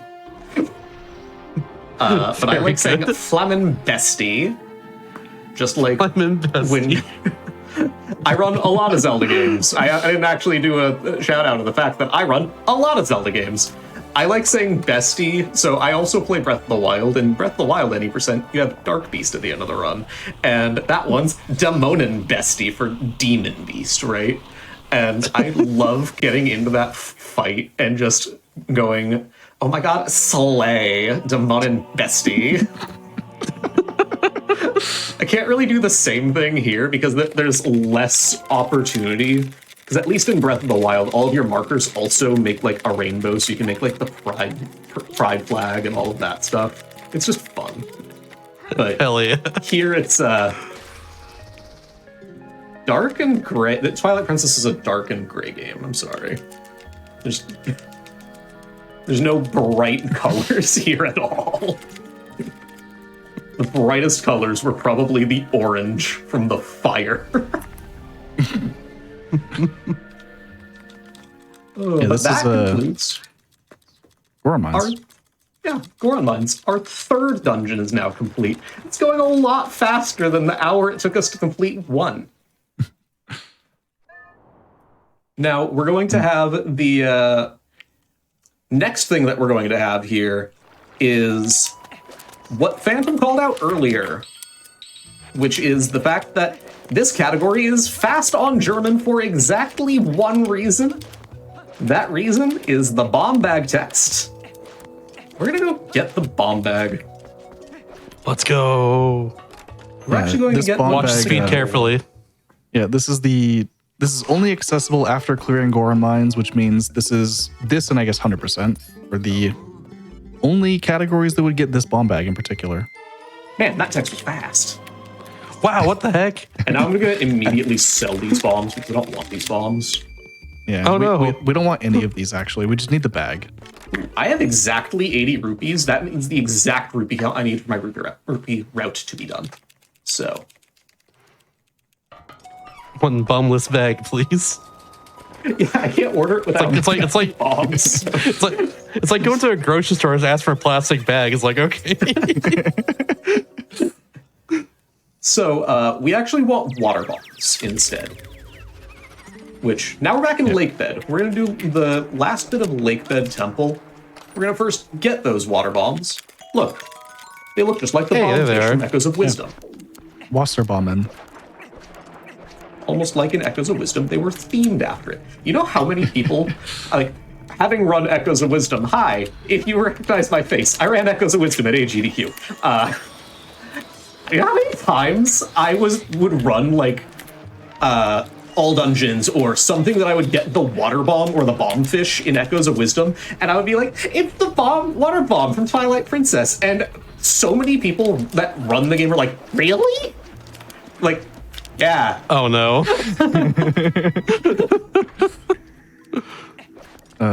So importantly here, we're gonna do boss key skip. Yeah. And boss key skip. It's called boss key skip and not Lake Bed boss key skip because it is the only boss key skip. Because as we said earlier, doors are required. In order to get to the other side of them, we actually typically need to open them. But the entrance into the Morpheal fight is not actually a door. It's just a hole in the ground.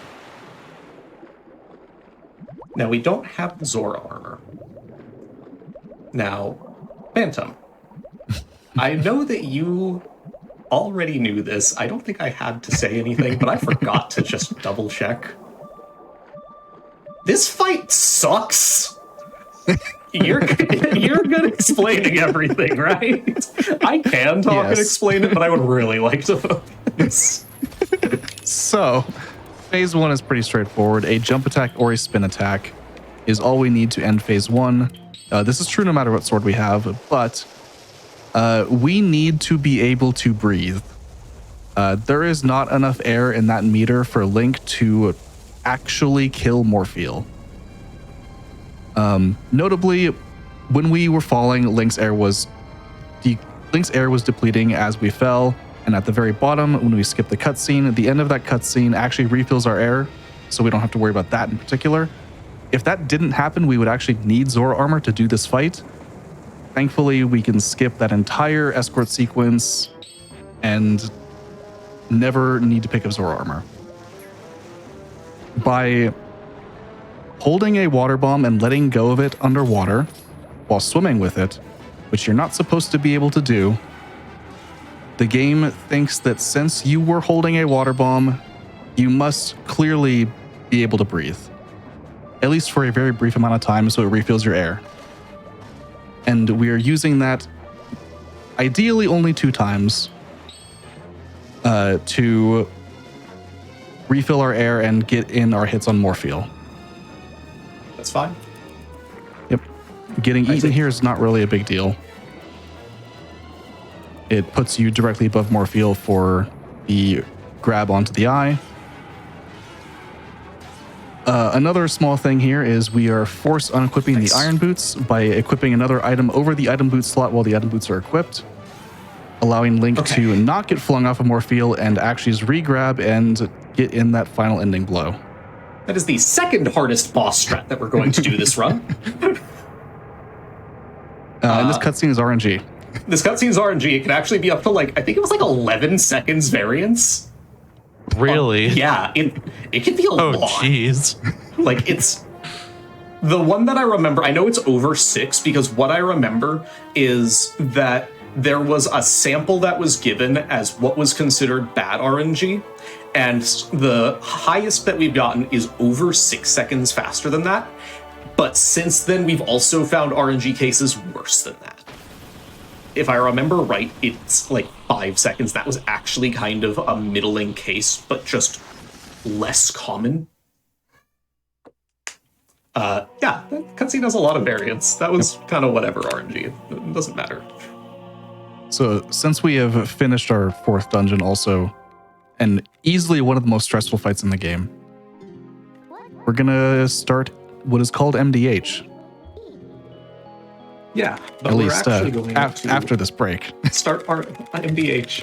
I almost said start RNG. I'm saying the word RNG a lot. We're going to start MDH after this break. First, I'm going to grab this little heart, because it's Valentine's Day. Yippee. Sure is. Disclaimer, it's not Valentine's Day. And we're going to pass it back to Shasta for that break. And yeah. Yep. This is what the half a point of the run. So we're gonna take a little bit of a break right here and get into the next part of it after this. So stick around right now. We're back in just a few minutes.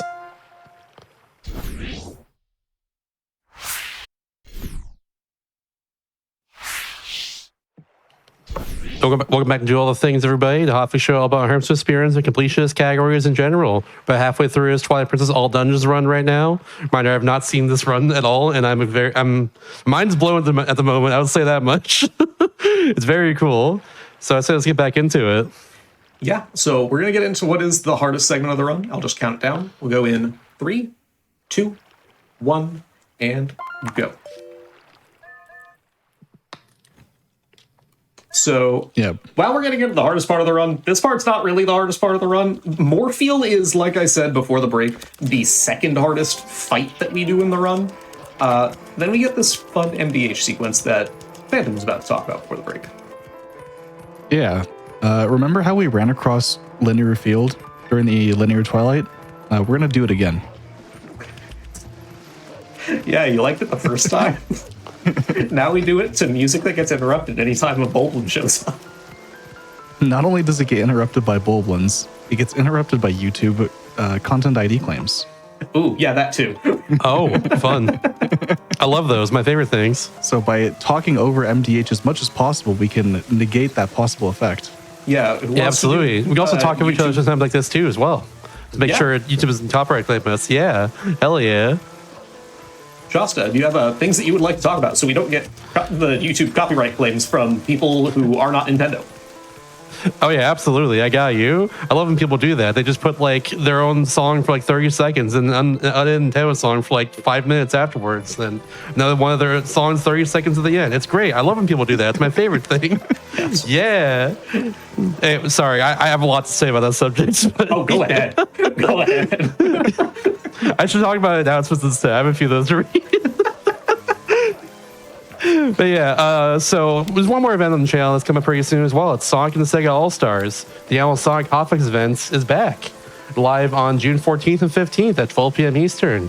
This year, we're expanding beyond Sonic experience to include other iconic Sega franchises. Type exclamation mark Sonic in chat for the full schedule. Let's know what you're excited to see as well.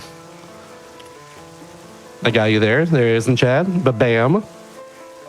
Reminder as well too. Cool. All these shows here, including this one right here, and also, you know, the event just talked about a second ago, will be on our YouTube channel. Especially our YouTube and Twitch chat if you want to check that out. You can catch on past Hotfix shows, special events, and GDQ Marathon, like the mainline ones. YouTube.com/GamesDoneQuick.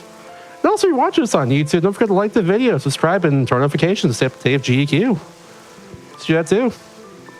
Yeah. And we're on the road to 1 million subscribers as well over on YouTube. So, you know, That's a big milestone. all I'm saying is it's a huge milestone. They've been doing this for years. Yeah. Do we know how many they're at right now? I think it's last time I checked, it was like 975K or so, I want to say. All right. I'm going to check again real quickly. Yeah, no, for sure. We still do need to talk over the absolutely copyright and claim music. So while you look that up. Yeah, 976K. Nice. That's where they're at currently. There we go. So the 24,000 people. There's got to be 24,000 people out there who aren't subscribed. Yeah. They should. There's 24,000 people watching right now as well. They could be subscribed. Yeah.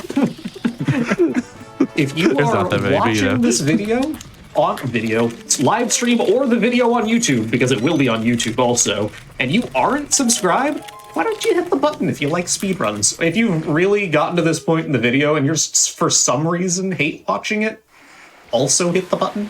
Like, you clearly like to hate watch it. So It's a little strange, but I'm not gonna say that, you know. I'm not gonna judge them. They're 2 hours I'm judging into a little bit, but run not that they loud. hate. Oh, yeah, I'll be honest, I'll say that you hate this run. Yeah. Oh yeah. Remember run when we were in the sick. sewers? Oh yeah, true. Yeah, it was how long ago? A while ago. A couple hours. Yeah, Yeah, we're back. Yeah, you can Welcome still back, transform Sears. also. Even Oh, though yeah. Midna is sick. Midna's sick, and we can't use any of Midna's abilities, but I'm not supposed to have the Midna ability to turn into a human yet, so I can use the Midna ability to turn into a human.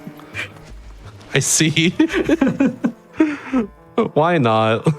Because it just didn't disable the menu. It just kind of pulls up and, like, what does she say? Like, hurry link whenever you try to do something else. Something Like that. Which, Yeah. good on her. We do need to hurry. And it's fast to turn into human there.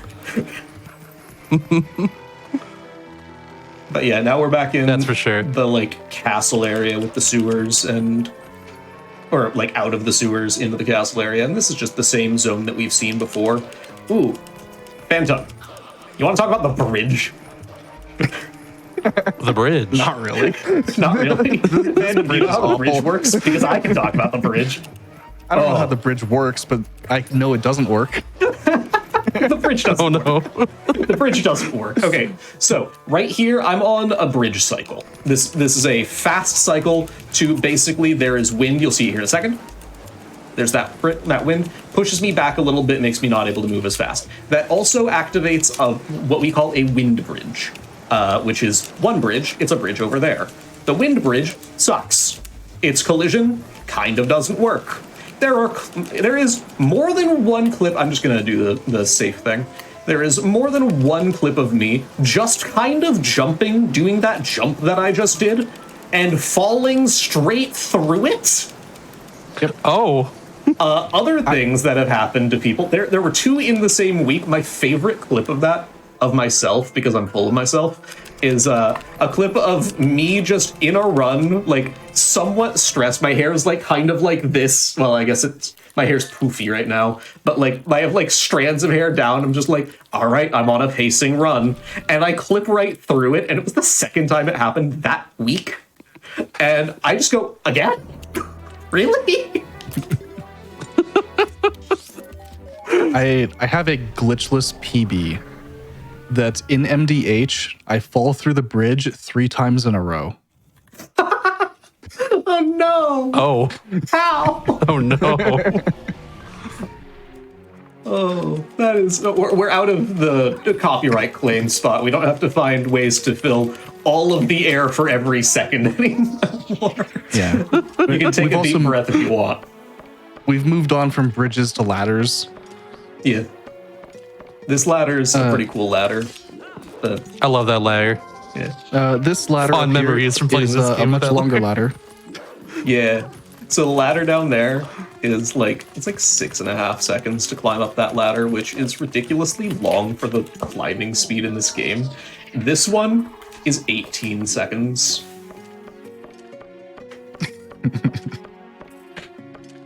Shoutouts to ladders. Ladder. Big fan. If anyone has ladder emotes in chat, if any streamer has a ladder emote for some reason, 1, I want to know why. 2, you can post it. You can also post the snake emoji in chat or a snake emotes because, you know, Snake Eater, famous liar in video games. I really thought you were going with a shoots and ladders joke, but I mean, I could do that too. oh, and we go up there, we talk to an old guy at the top and jump right down. Yep. His name is Aru. Yep. His name's what is his name on In German, in German? Yeah, he has a German name. I Also, I did a fast thing there. it is Raffler. Raffler. Yeah, it's Raffler's Notice. And we have to take it to this guy over here. His name's Fire. Guess what his name in German is? It's Toby. No idea. Toby? Yeah, Toby. Oh. Much different, I see. Yeah. Unfortunately, we won't be getting to all of Link's friends, but there's a couple others that have very funny translation names. No, we'll get to Giga Friends. We won't get to literally all of them, but we'll get to Giga Friends. Giga Friends is, of course, an emote that we'll see at the end, and we'll call it out. Some people also call it the D&D party. That's what I point out. Chad said like "what a thrill" like 10 times, and also there's a lighter emotes with a snake climbing liar from MGS3. So there you go. I love that. Oh, I'm glad you guys like perfect. ladders as much as me. This is why I like coming on GDQ, because I can talk about ladders when I run Twilight Princess. I can talk about beds when I run Echoes of Wisdom. Man, I just keep talking about furniture. Wait, does ladder count? Furniture rules. Yeah, it's close It'd help enough. you with furniture, if like shelves, I guess. It's furniture if you have like a loft, right? Yeah. Kind of. Yeah. That's true. That's true. Or if you are undergoing stair repair, so you just have a ladder instead. I'll allow it. So you're supposed to get one of the pigs, but also the ball and chain exists. Yeah. Ball and chain has explosive properties, remember that. So do pigs. Yep. So you can do things like destroy towers with a ball and chain and burn cobwebs. Yep. Because explosive properties in this game just means acts like a bomb.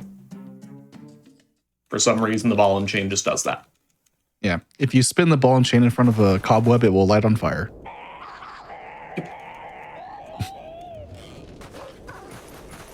We're also going to be doing a very difficult trick here, or at least attempting it. Yeah. Yeah. This is tent hop. In any percent, you'd actually do something completely different with map glitch, but we can't actually get map glitch in this room, in this category. So this So is we're gonna actually be- my time to talk about LJAs with names. Nice. Nice. Very tight window Nice. on that. Anytime that an LJA has a name like Tent Hop, or we'll have another one coming up in the... Thank you.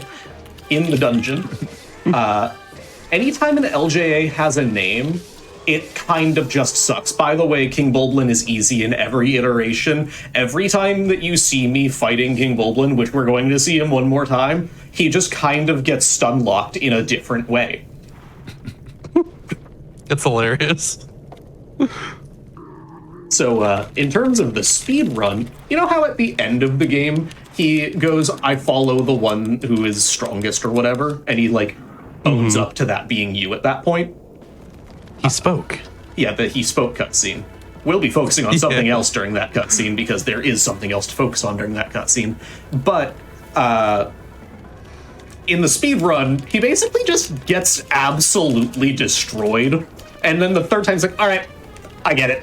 I get it. I've fallen into a chasm. You didn't die when I lit a tent on fire. You...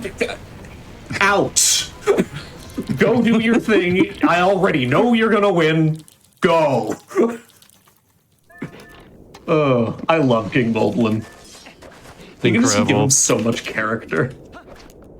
Yeah. Anyways, so you remember how we said that Snow Peak or Goron Mines is the more broken dungeons?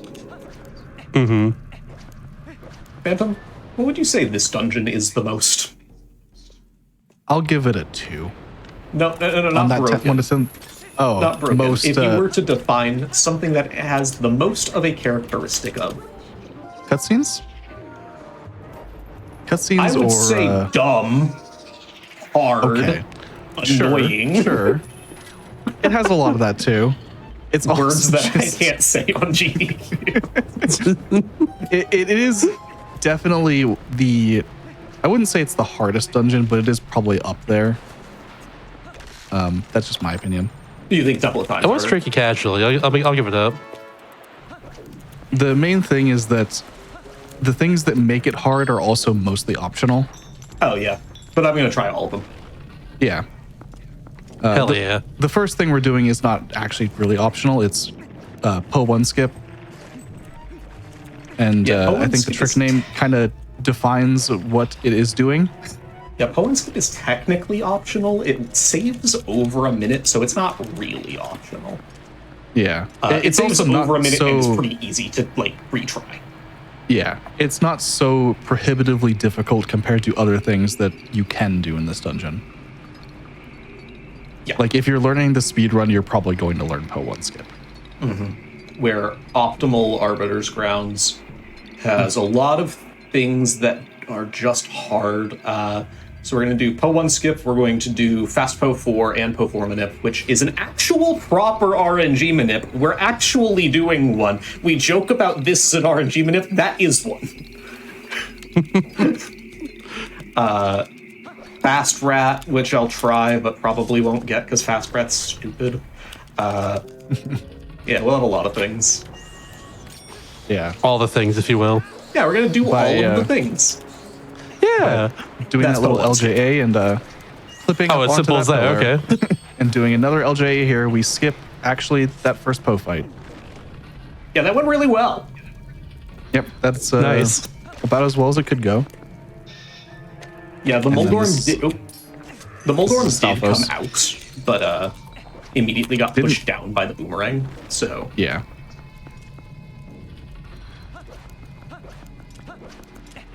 And then we're gonna light a couple of torches and go into Po 4.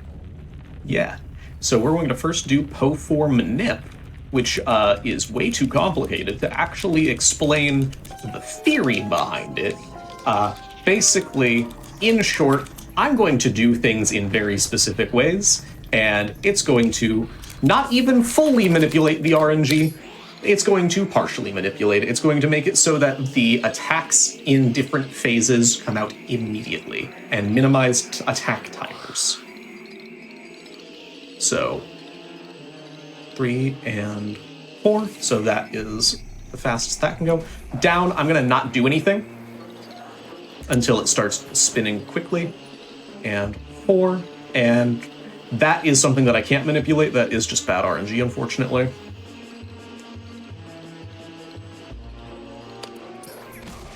And we got Nice. good RNG there. Nice. So, Po4 entirely gone. You're supposed to play this game of like, there are 4 of them. Which one is it going to be? And that's fast Po4 is what I just did. And basically you manipulate the RNG. You don't necessarily know which one it's going to be, but you do a fun setup in a way that you can always react to which one it is. And in the best of the RNG cases, like I just got there, is, or on the actual Po, you can even get it before it lights up because it's already picked which Po it is. And then we're going to push that block that I pushed 4 times because that locks its position. It's now going to be in that position when I go back, which means that it's out of the way and I just kind of unlocked a shortcut. Still passing by Po 1 here.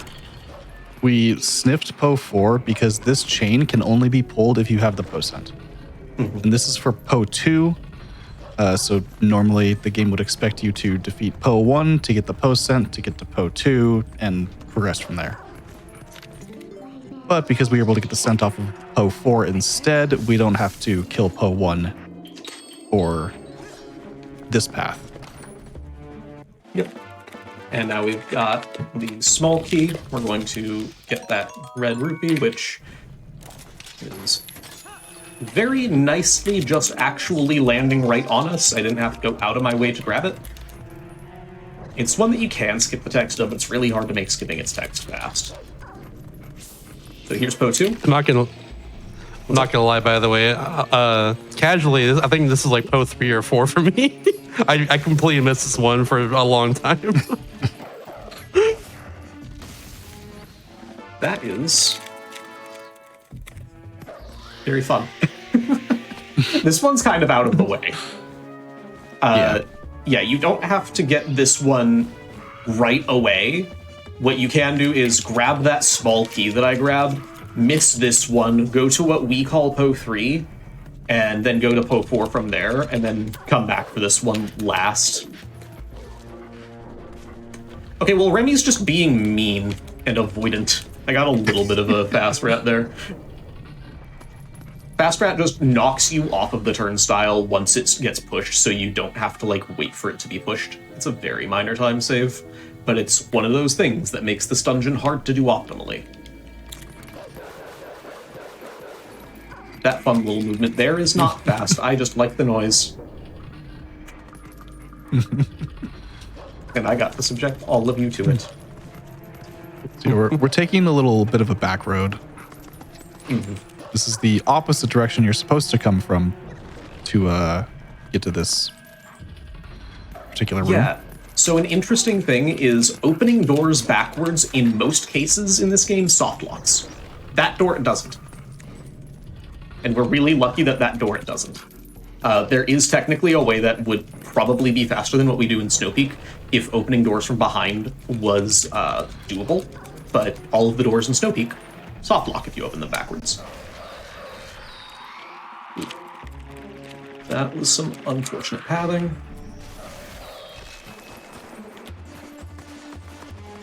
And then here is Po 3. Our rupee route's now done, by the way. I have 100 rupees. I need 300, but there's a point that I'm just going to get 200. So we are entirely done with the randomness of the rupee route. Yeah, And we're there's also no done with the pose, the first part of the Arbiter's Grounds. Yeah, there's no reasonable way that you would ever fill out your rupees from other sources before just having it be faster to get the 200 later. Yeah.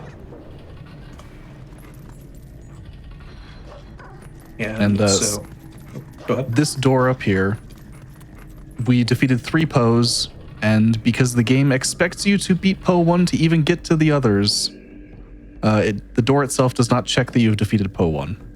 Yeah. So, you know how it's like we were saying that, you know, oh, it's the trope of it only checks for the last one.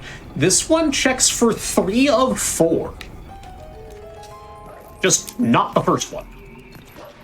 Interesting. Yeah, don't ask. And we're going to immediately do a trick in this room. Yeah, okay, this is gonna be boss key early. Good boss key early. Yep. We got to the boss. Oh, key. nice. You just clip through a little bit of geometry with a B attack. Just like that. And this skip is actually allowed in the Japanese glitchless rule set. Doesn't seem like much of a glitch, really, anyway. So, like, yeah. Yeah, it doesn't I can see push you why. out of bounds or anything, so. You just kind of mess with the geometry a little bit if your movement. Go right there. That's cool. And then we're making our way backwards through this spinner room. I was gonna say, normally you're supposed to have to spinner by now. Yeah, this room is actually, like, at least in the practice codes for the game, called Epic Spinner Room, because it's an epic spinner room. But we don't. It's super epic. It's super epic, right? Yeah, it was really cool. But we don't go through it with the spinner. We just, because we do the boss key early, we just go through it backwards and make our way over here. I'm going to do a little bit of wonky movement so that I can set down the bomb in a specific spot that blows up those stall posts right away. Now, the third stall post is just going to get blown up with time. I went over and spawned it and dropped a bomb in front of it, but went out of its aggro range, so it didn't follow me. And that is how we do that. And am I really? Okay, thank you. I thought I wasn't in range for a second. And then we make our way to Death Sword. Yeah. We All right, will be this going is- for Death Sword skip. Yep. I'm going to give Death Sword I Skip see. one try. It doesn't save that much time. It saves about 30 seconds. So retrying it just starts to stack on time loss and generally doesn't actually add that much visual appeal to the game. So it's cool to see, but if we don't get it right away, we'll just kill Death Sword. It's fine. Yep. The kind of gist of this is, remember how we got early Master Sword earlier by using Wolf to get a super jump, a large vertical jump off of Jamal? Well, we're going to try and do the same thing here with Death Sword. Okay, camera angle looks good. Camera angle is frame perfect, but not necessarily required for the trick. And that jump is frame perfect. Nice. Very nice. And Death Sword gets to live. So this run will not kill Death Sword, and we get the glider. Cool. The glider. We get And to- we will be save warping back to the beginning of the dungeon. Yeah, now we get to go basically straight to the end because we already got the boss key and we have the spinner. We can just kind of go to the boss, to Stalord. So we're going to just do that. So the fastest way to do that, instead of going back through the epic spinner room, even though it's super cool, I was not looking. That's fine. Whee! Let her rip. Let her rip. Oh, the really cool thing about the randomizer. So you remember how in Stallard's room you have the increased spinner speed that we'll see here in a second? In the rando, you can have it toggleable anywhere, and it's so fun. Oh, I imagine. It's also just better than a lot of movement options in a lot of places because it's a toggleable item. So it's just fast, but also it's just fun. And here we're going to drain for a while. I don't know what drain means in German. Spin? I think it's just spin. Or spinning or something.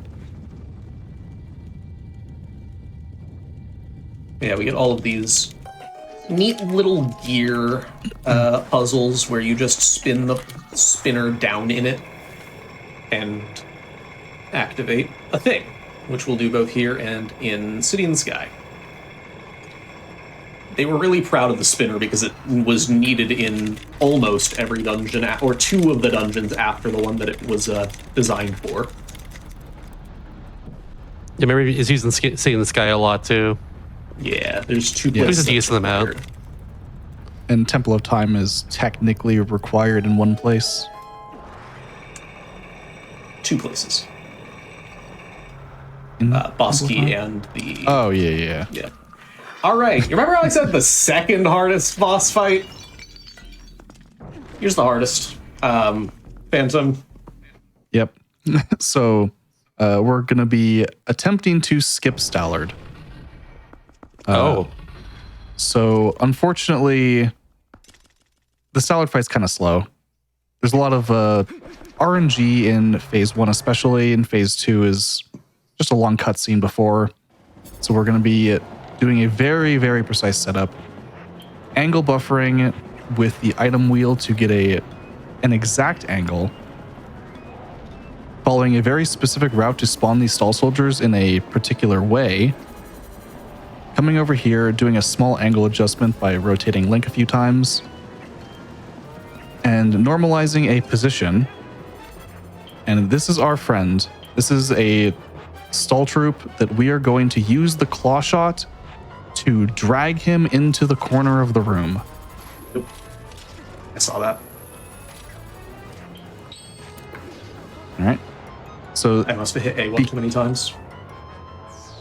because of how precise this trick is and how exact the setup is, any attempts you kind of just have to go from the beginning.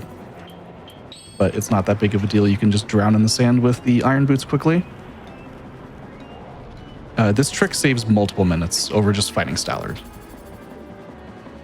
Yeah, this fight's really long for sure. It's a cool fight though. Yeah, Stallard is a very cool fight. The music is really good.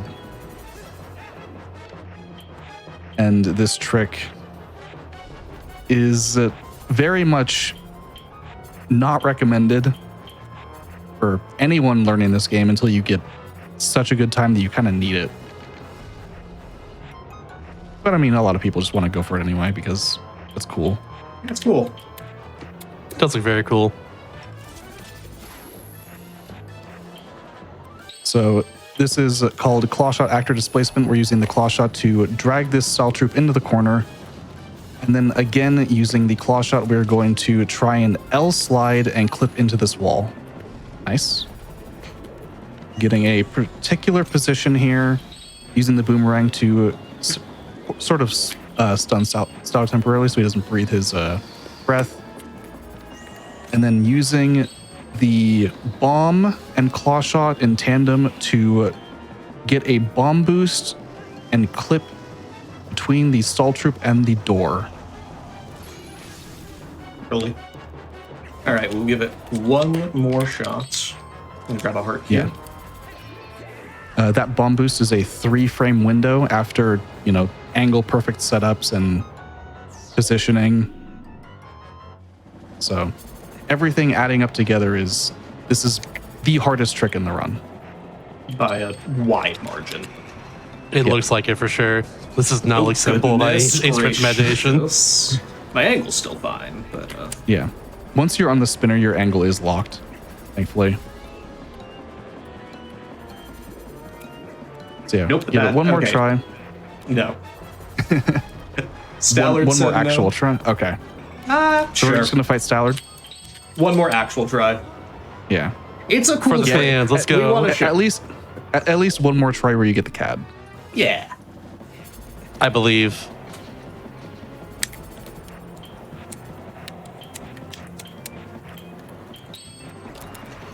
That was absolutely to do with the getting caught in the arm there a little bit ago.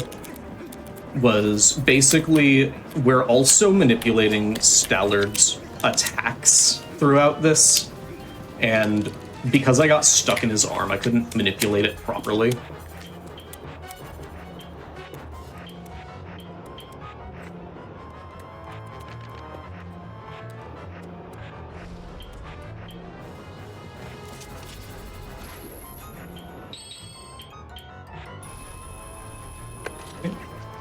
Yep. Now that our friend Notably, Joseph is in the correct position. Yeah. Notably, this trick is also very controller dependent. Your angles on your notches have to be exact.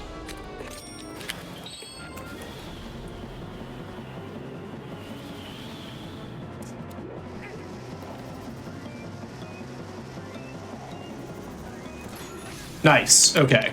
Nice. All right. Let's go. And that's the Stallard fight. So, for reference on how much that actually saves, I probably saved time over a bad RNG fight. Yeah. You still take those. Having used that bomb is going to make some things fun, And by fun, I mean my route's technically bomb perfect, but I'll just get some spares, it's fine. Yeah, there's extra bombs if we need them. There's also some strats you can do at the end that just, you don't have a bomb, you can do backups. Yeah. Look, I'm just glad that I got Stallard Skip in this. I was confident in my ability to do it, but it's still the hardest trick in the run by far. Yep. So I'm very happy with that. Yeah, the hardest thing you can actually like do in this game reasonably. Oh, no and since we skip Stallard, we don't actually have to lower the mirror or raise the mirror, whatever direction it goes. Raises. We can just leave. Interesting.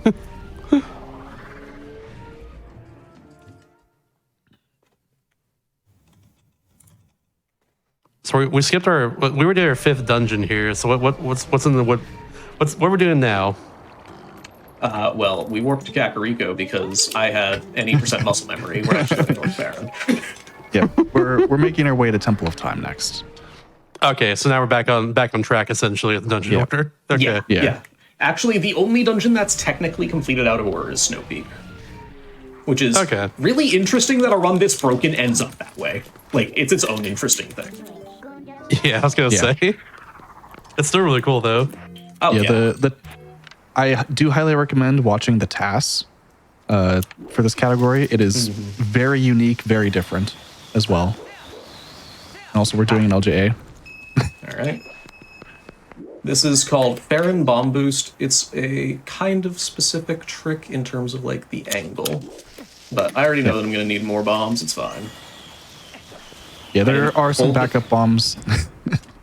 There are some backup bombs in Lost Woods for us. Yeah, I just need to take a moment here, get this trick real quick. Getting Stallard Skip always gives me a little bit of jitters, so always makes this trick a little bit harder.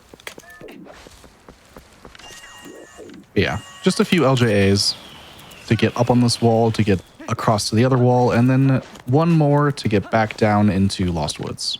And that should be fine. That is further right than I expected it to be, but it's still fine. Nice. And we're back into Sacred Grove 2. So now the interesting thing about this is how we went through the first one. We went through that little maze. We're going to go through another maze with Skullkid.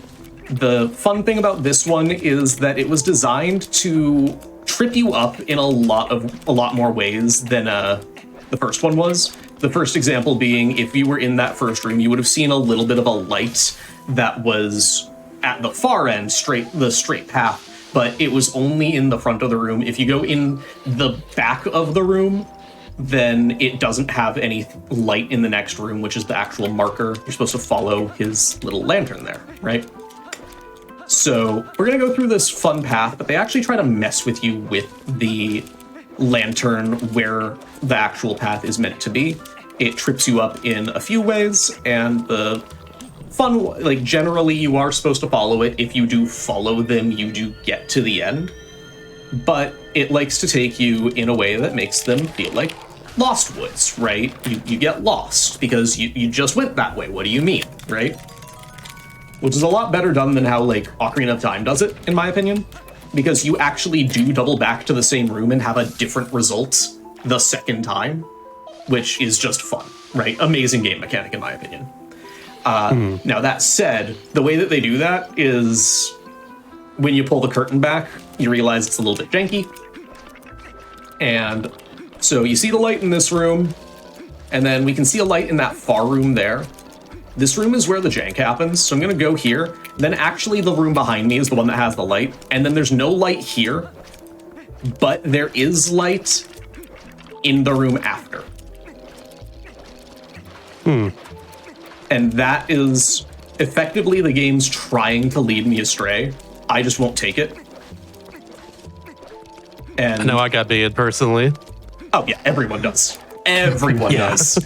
It's literally doing that to you on purpose. You learn the cue for where to go is the light, and then you have one, the light doubles back on itself, and two, the correct response is to not follow the light immediately after. Mm-hmm. So it does make you feel lost. Like, absolutely. Also, there were those bombs that we were talking about. Those are very much so optional, but nice safety bombs. We now have way more bombs than we need for the rest of the run. Yep. So, nice. Yeah, that lantern chest has 30 bombs in it normally, but water bombs are capped to 15, so it's a full refill no matter what. Yep. Which is great.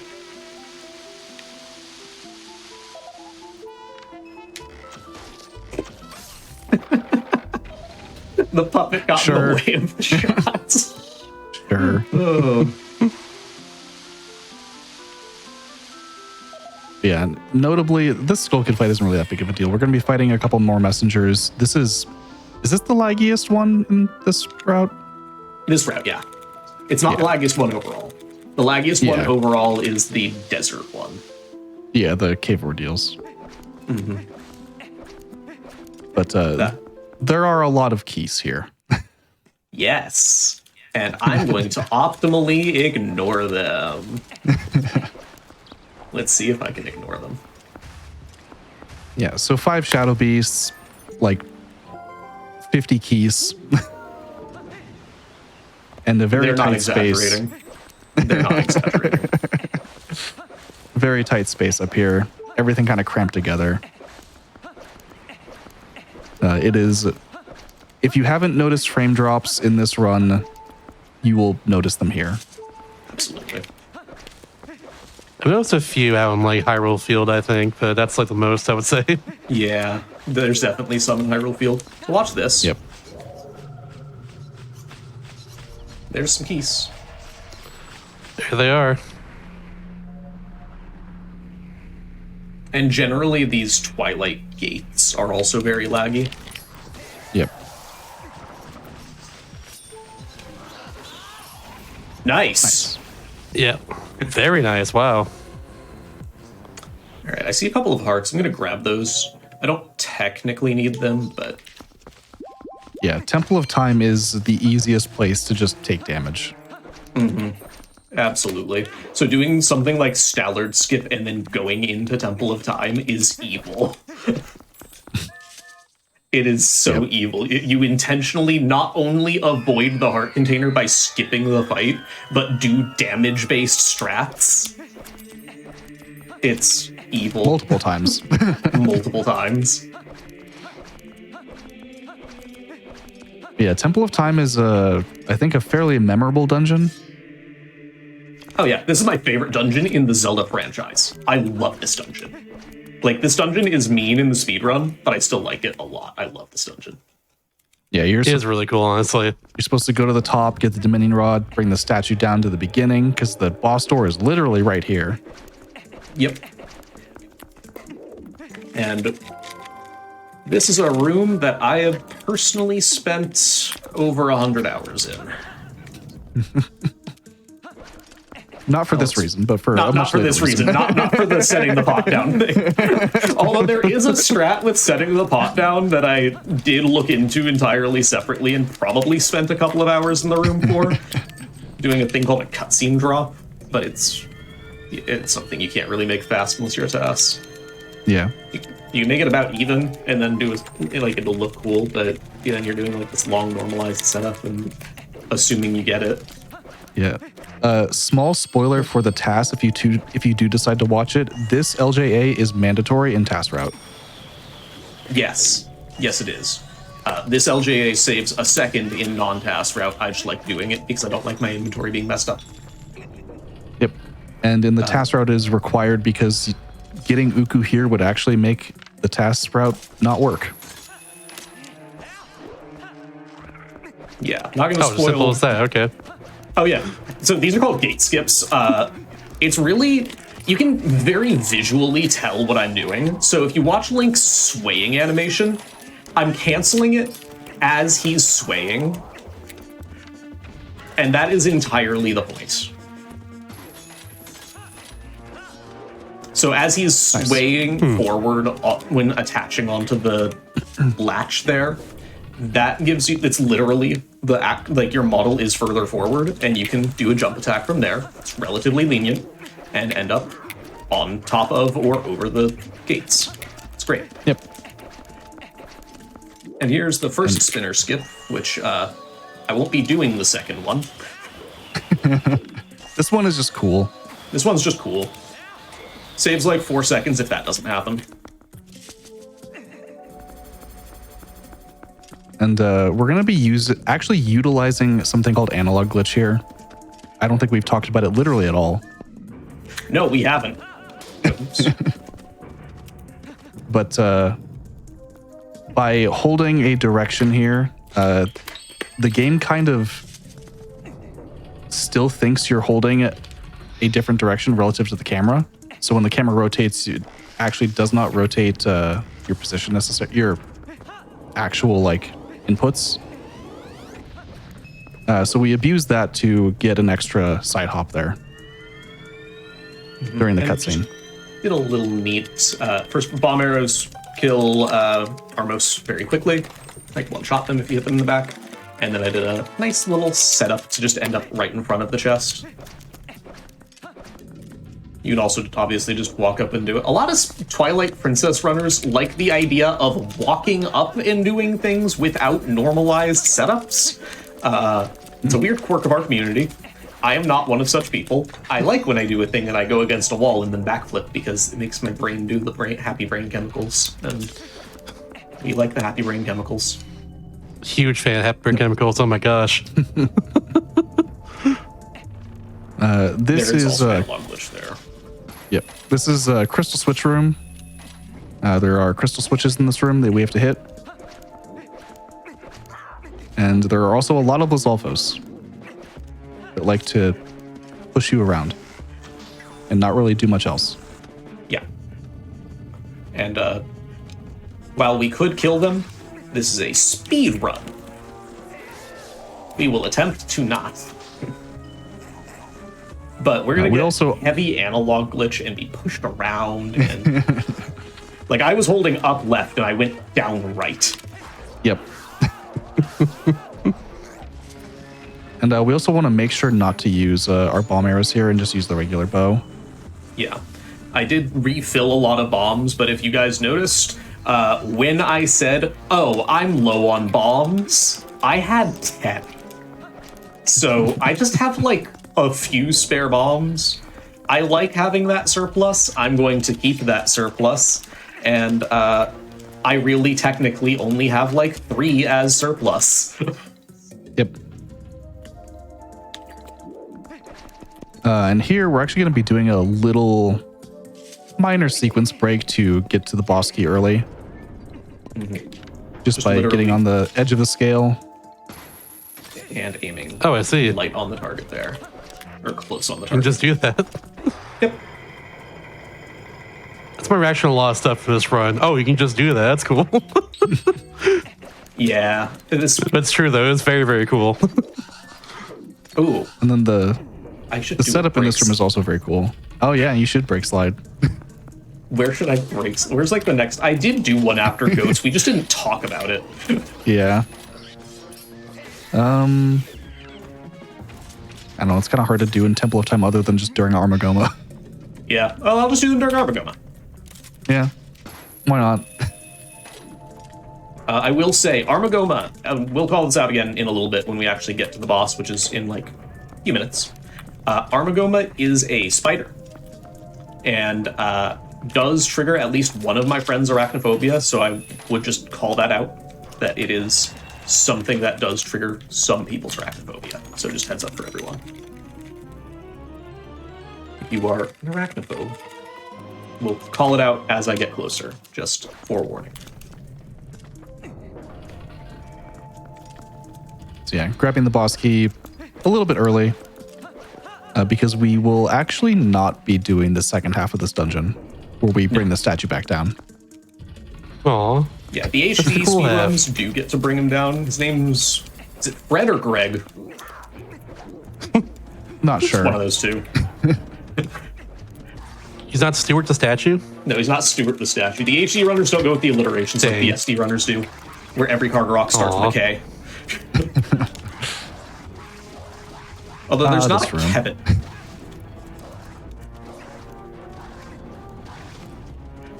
come over the wall. No. No. Oh, no. I love this room. Oh, so this is a barrier skip. Oh yeah, I finally found it. Let's go. that is barrier skip. We will make this same joke again in Hyrule, where we don't have Hyrule Castle barrier skip. We do have Hyrule Castle barrier 1 skip, barrier 2 skip, and barrier 3 skip, though. We will not be doing barrier 1 skip, but we will be doing barriers 2 and 3 skip. Yep. And then this is the Dark Nut. Yep. Let's see if I can... So, Dark Nuts are interesting. Dark Nuts are very easy to fight. Now, the thing is, this is a unique Dark Nut. It takes the same number of hits, but because of the presence of it as a mini-boss and having things like phase transitions, the actual way that you can approach the fight changes. So, for instance, I'm now in the transition cutscene here, and I can not do that.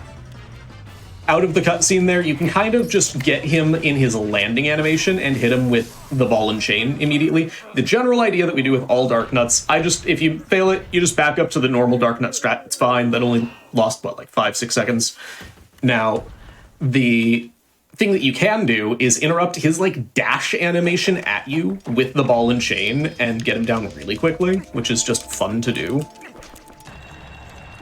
But that is the majority of the Temple of Time. Yep. You have the Dominion Rod, or in German, Copier Stab. Copier stab. Yeah, it's Copier Stab really good. All right. Now we're going to go into the reason that I've spent over 100 hours in this room, and the strat that was mine was obsoleted, so we're going to do something else. So, Oh no. shoutouts to Mini Mini. Yep. This But is if something gets messed up, skip. the backup is my strat, so. This is the Door of Time skip. We will be angle buffering another very precise angle using an ESS walk to snap our angle into the exact only angle where this works. And then frame perfectly rolling between this statue and the wall. And there we go. Just like that. Okay. Yeah, it is angle perfect and frame perfect. And the roll is not a frame perfect roll. It is the third actionable frame after the first roll. Yeah, the third actionable frame. If you call the roll on frame 0, it is 2 frames. The way that we kind of check it is like, in terms of chaining a roll, you have the first frame that you can roll, the second frame is not the correct frame, then that third frame is the one that you want to do. Yep. And this is the Armagoma fight, so for anyone who is an arachnophobe, now is the time. There's just a little bit of a buffer for you. Yeah, this fight is entirely RNG. Yep. That was really good RNG. That is the minimum number of likes on the first one. Yep.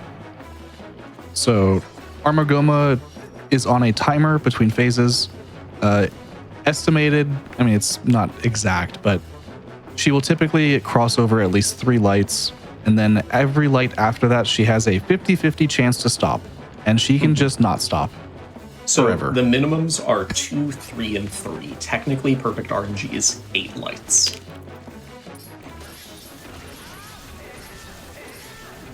You get to spawn these little spiderlings. Where are ya? Just walking around. Just walking around. Get your steps in. I get it. This is already bad RNG. Eh. Oh, geez. Yeah. Uh-huh. She will And then she's eventually still going? eventually choose to stop. Statistically. All right. And now is probably a good time to do a brake slide. Yeah, why not? We. That's technically an extended brake slide. There's also just regular brake slides. Way more applicable in, like, Skyward Sword than this game. I don't actually know of anything that has an optimal break slide except for a trick that is not forced by a non-optimal route. What? How did that miss? I don't know. It looked like it hit to me. Same. Well, fight being is silly. over. As you guys know, this is when bosses die and blow up. That means the fight is over. So, Yeah. what's with his Surely. face? And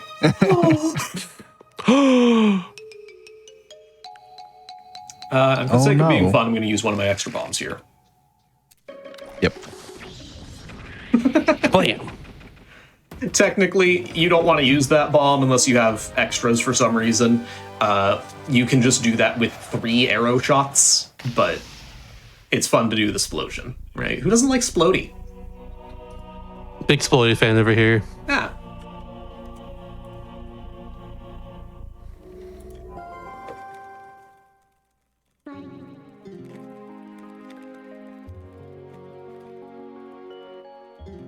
All right, and that is the end of the Temple of Time, which is really nice because that is now, like I said at the beginning of this leg, so we're going to take a break after this.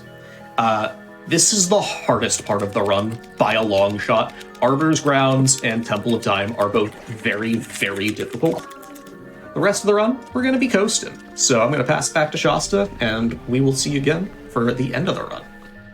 Heck yeah, let's go. So yeah, we'll be right back in just a little bit, everybody, for a very final part of the run. We got a few dungeons left to do, and it's gonna be awesome. So stick around. Words are hard. Stick around.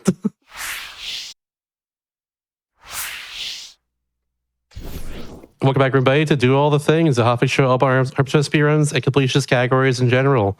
In the very final part of this Twilight Princess All Dungeons run right here, I say let's get back into it. Let's go fast. All right, let's get right back into it. This is going to be the last stretch of the final 3 dungeons of the run. We're going to do City in the Sky, Palace of Twilight, and Hyrule Castle. So let's just get right back into it in 3, 2, 1, go.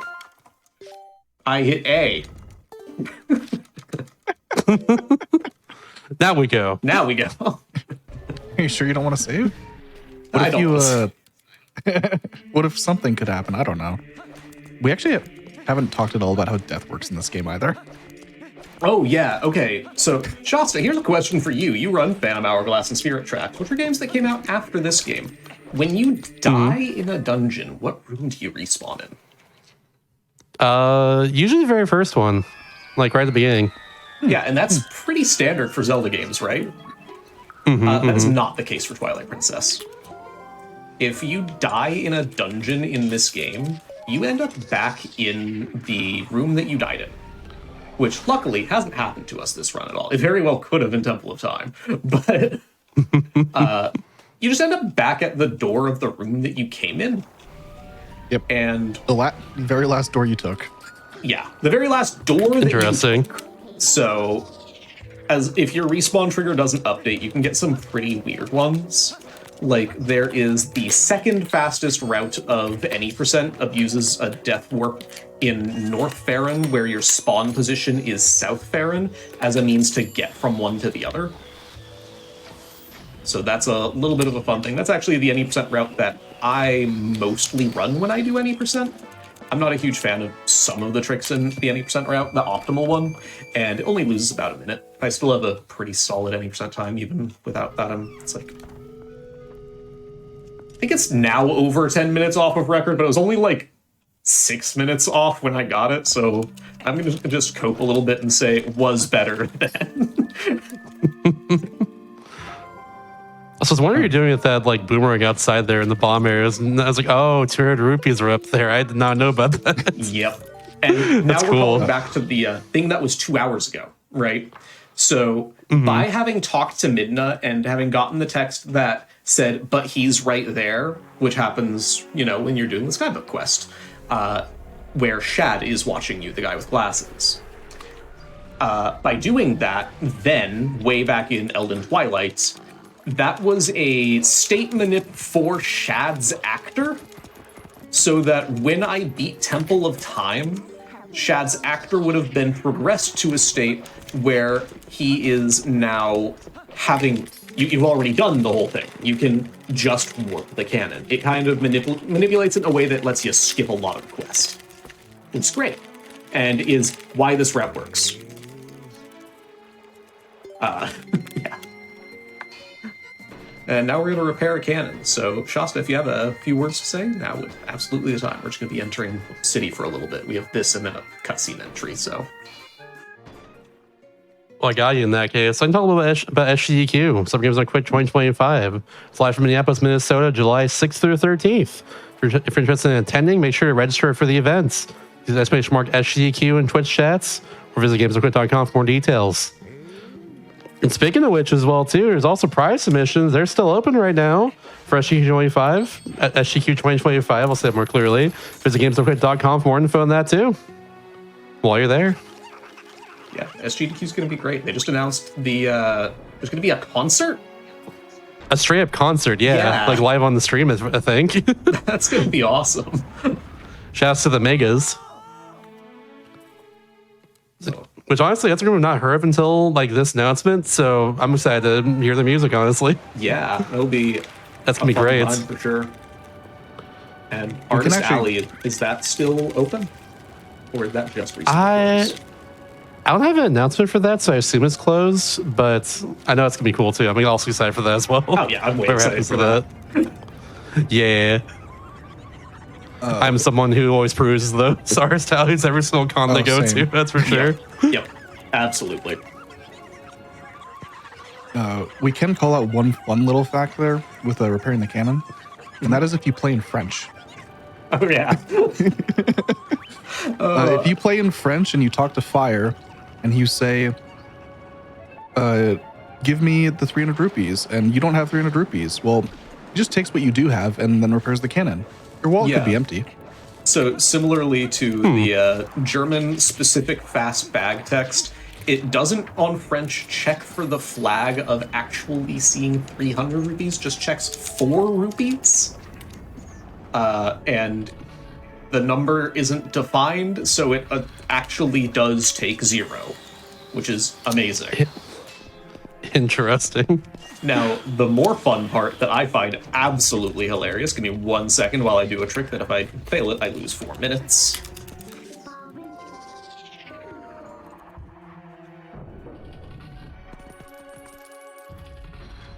Okay, I got it. Audio cue there. Basically, this fan's not on. Yep. Oh, okay. That's just the door there is what triggers the fan to turn on at all. And by going through the door without actually getting close enough to it with Link's hitbox, because Wolf Link's hitbox is much further back than Human Link. Human Link is very vertical. Wolf Link, his hitbox is actually like his tail, effectively. Yeah. Yep. His back paws, because that's what's analogous to Link's feet, like Human Link's feet, is the back paws on Wolf Link. So if you're touching it with the nose on Wolf Link and you're able to interact with the door, you aren't in the presence of the trigger that is in front of the door, technically. Which is just a neat little thing that happens. Back to the French stuff, though, because this is my favorite part of the French thing. So doing that does save time. You know, the astute viewer might be like, that should save a lot of time. Why don't we do that? What do you, like, if you remember, I didn't even mention French as a fast language. In all dungeons, we need more rupees than just that, so we're already doing rupee routing, and actually the more annoying rupees to route are the first ones, not the last ones.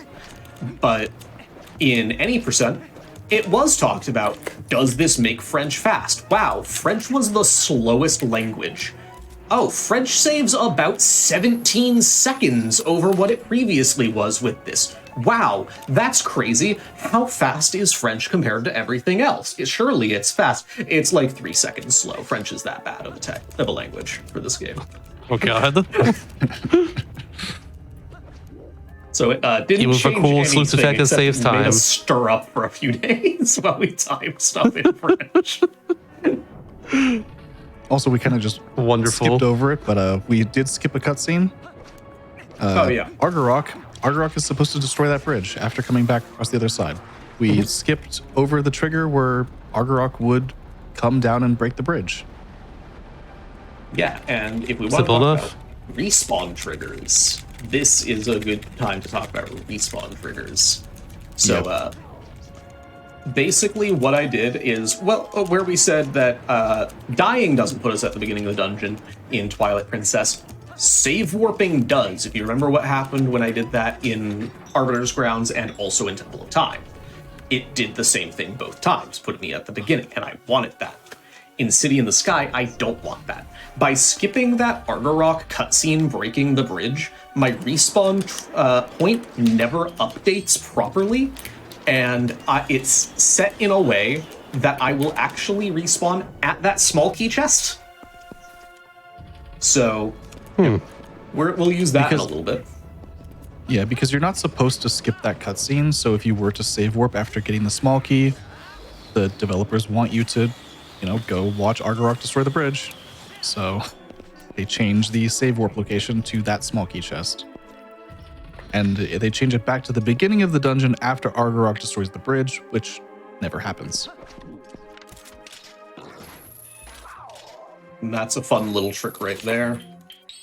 So, Yeah, they're really scared of the claw shot. yeah, the Donalfos there are seeing your claw shot coming out as some amount of a projectile, so they're trying to rear away from it and dodge it, so they back hop. And they back hop into the void. That's really funny. You can do it with a lot of things. You can do it with the boomerang, you can do it with an arrow, you can do it with anything that's a projectile. It is, yeah, funny. It's one of my favorite things in the run because it's just goofy to look at. Yeah.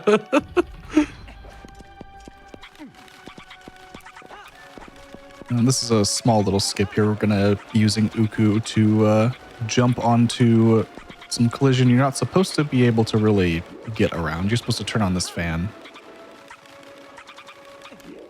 And then we can barely We can grab just, that ledge. Yep. Get right up there and make our way into this very tall room. And take another Uku. And I don't know if the Uku cares about this, but Link sure doesn't like it. Yeah. And then, because I want to have my iron boots on, I'm going to mash for this because timing this one sucks. Yep. There's a one frame window. Ability to mash, I guess. Hi, I run Wind Waker also. If you know what that means for mashing, you know what that means for mashing. I'm a knower for sure for that one. And we've done a few boss skips, and this is another one. We're going to skip Arolfos. Yeah, Phantom, you want to explain this one that you did famously for Spike Vegeta on SGDQ last year? So, perfect frame immediately.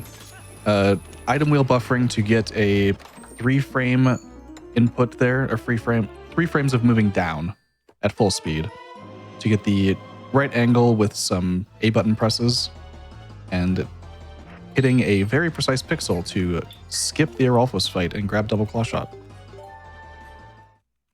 Yeah, very cool see. trick. That trick sucked for a lot of years. We used to manually aim.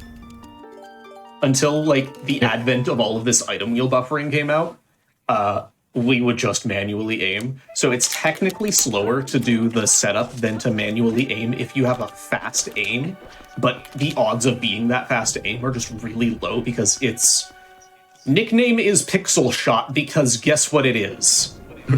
A pixel shot. Yeah. Also, you're right. You just respawn back to that small key chest. That was weird. Yeah. And if you've tried aiming in this game, Twilight Princess aiming can be a little finicky. It's hard to do very subtle movements, and a lot of that can depend on your controller as well. Mm-hmm.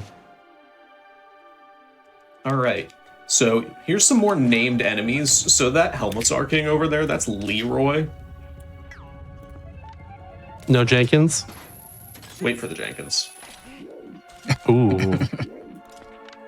And then we're going to do a trick called Kai Flip here. So to avoid going outside because we're true gamers, we're going to do a really precise claw shot. I don't really like that one. Yeah, that's more fun.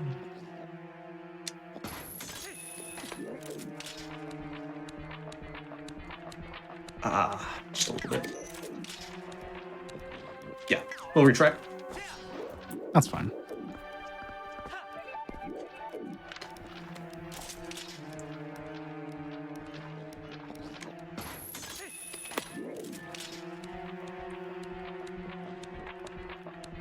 Okay. Third time's the charm, right? I believe. Yeah, we want to be true gamers, right? There we go. Oh, yeah. Yeah. Basically, there's a small gap in the collision there. That is Jenkins. Oh my god, I just went in. He was right there. Do you mind moving, Jenkins? Sometimes he'll jump down the hole, too. Oh yeah, and then you'll just hear like the death noise and you're like, bye, Jenkins.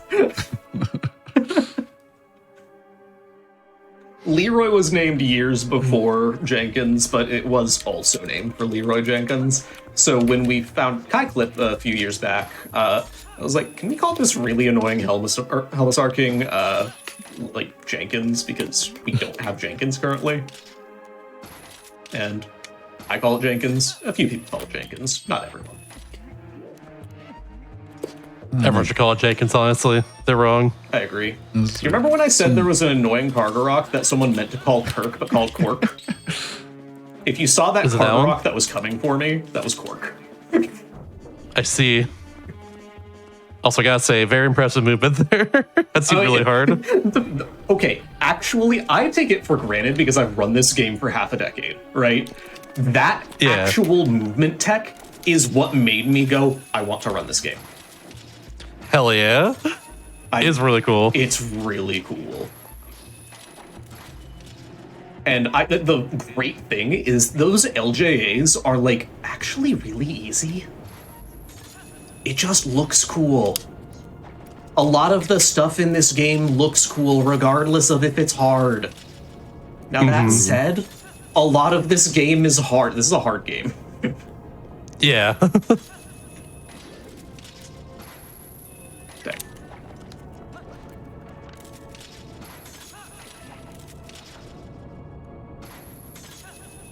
Now that said, if anybody is in the chat and likes this game, thinks this game is great, and has like a love for it and is interested in speedrunning the game, just as a real quick shout out, because this game is amazing. I and so many others absolutely love this game, especially for speedrunning it. There's plenty of good resources. The Discord is great, discord.gg/TP. It's really easy, and the run isn't, but we will absolutely help you through all of it. Those things at the beginning that we said are, you know, things that tend to dissuade beginners. We have plenty of resources for it. If it's something that you are at all interested in, it's something that I implore you to look into because this game's great. I just have to shout out the community that's been the reason that I stuck with speedrunning for as long as I have. Because, God, I love this game. I love Zelda games, but God, I love this game.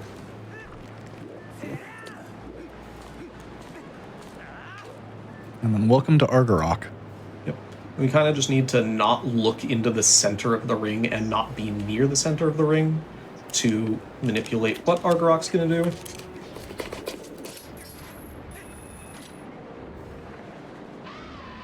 Well, not be in the center of the ring. Looking away is like lag reduction. I should specify that. Yeah, if you're standing in the middle, Argarok likes to go for a sweep attack, and that means you can't do anything. And if you're very quick about getting onto that pillar column there, you can immediately regrab Argarok, and phase 1's done. Oh, wow. Welcome to the 45-second unskippable cutscene of P-Hats. Yeah. So this cutscene is... This is one of my favorite parts of just, like, the metagaming of Twilight Princess runs. This is a 3-hour any percent run, a 3:45-ish run for all dungeons, and a 6-hour hundo run, right? In the any percent run, you need to look at your bathroom breaks, because that's 3 hours, right? Yeah. This is a bathroom break. You know what isn't a bathroom break? The cutscene where Argarok dies. This is longer than that. Sheesh. And it's just this dramatic racing of the P-hat. As is tradition. Yeah, and the yearly raising of the P-hats is a time-honored tradition. Yeah. Yeah. Notably, Notably, to reset the phase. Argarok tries to fly away at the start of phase 2, but if you void out, it just sits in the middle.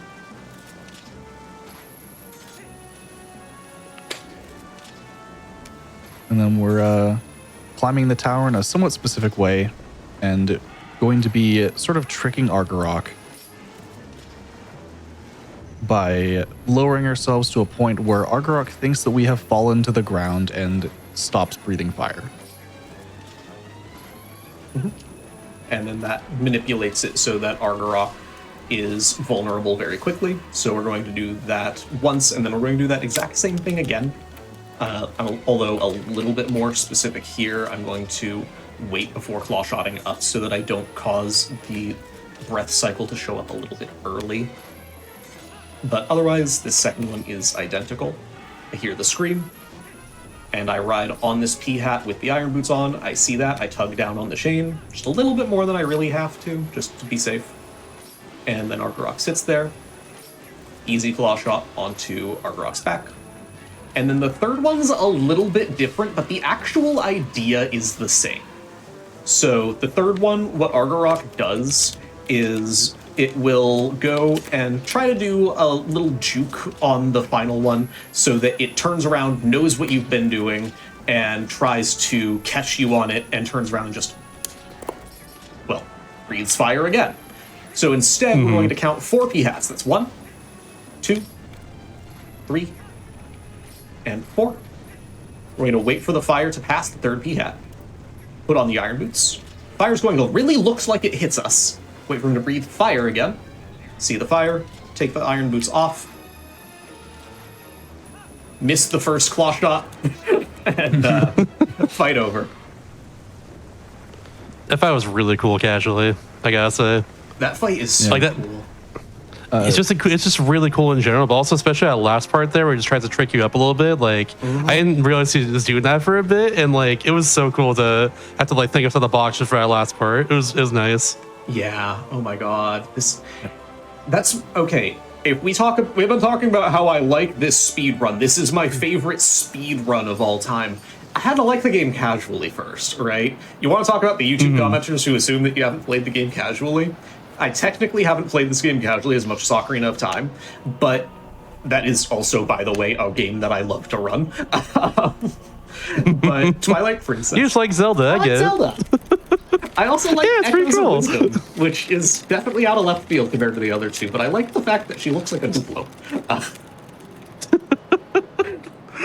But casually, this game is just so cool. If you want to talk about the biggest nostalgia goggles ever, I played this game as a kid. I thought it was cool. That's basically the reason I speedrun it. That's like the reason I run like most of the games that I run as well. Yeah. Nostalgia's one hell of a drug. Yeah.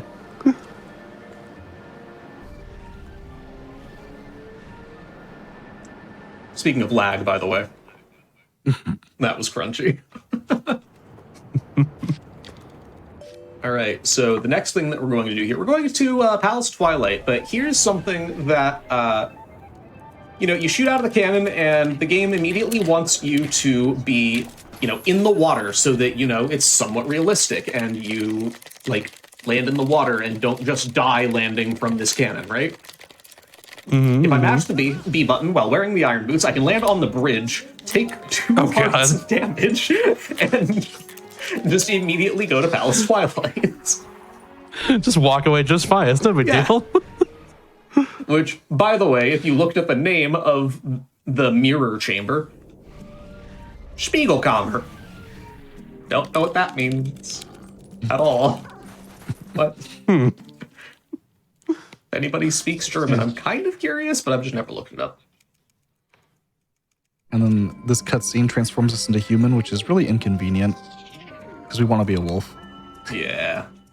Wolves are cool. Yeah, shoutouts to wolves. You know what's after this run on GDQ? Another game about a beloved character turning into a wolf. That's actually true, yeah, because after this is Sonic Unleashed. Yeah. I have a friend of mine's commentating that. I don't really know the runner, but I know one of the commentators. So I'm like, Dawn's on.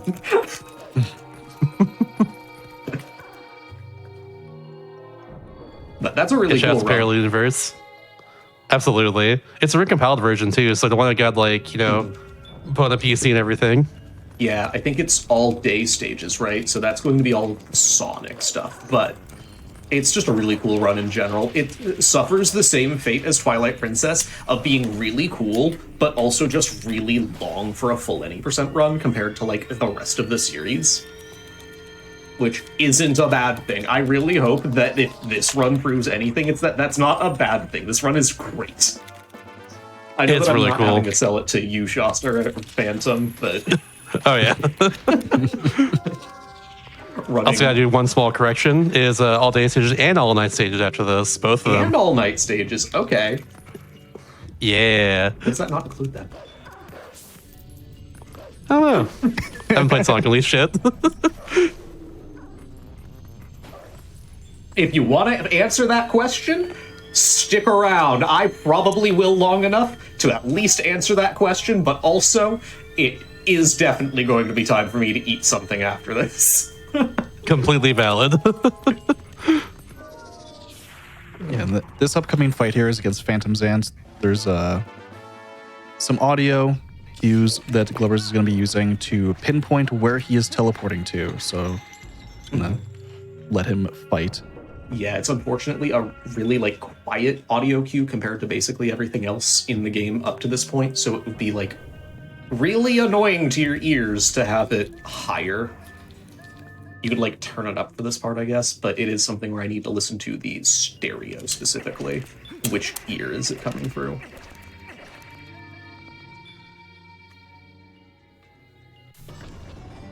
And I can see Zant, so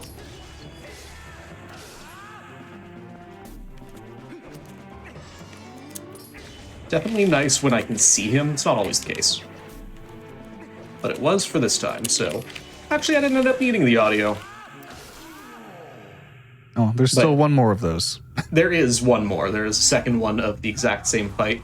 I basically am stabbing to stagger Zant, and then I'm doing quick spins, which are dealing the actual damage, hitting a specific damage threshold with the second one, then letting him teleport away, because then he won't teleport around the room. I hate these things right here. Oh my god. Oh, the grabby hands? Like, they didn't really get me casually, but it's like, come on. It's one of those types of enemies. So in other Zelda games, there's wall masters and floor masters. What do you think this is? Twilight Master. I looked it up a second ago, I'm not going to say. Okay. Yeah, these are Zant hands. Zant hands? Yeah, Yeah. Zant's hands, that's what it is. Oh my god.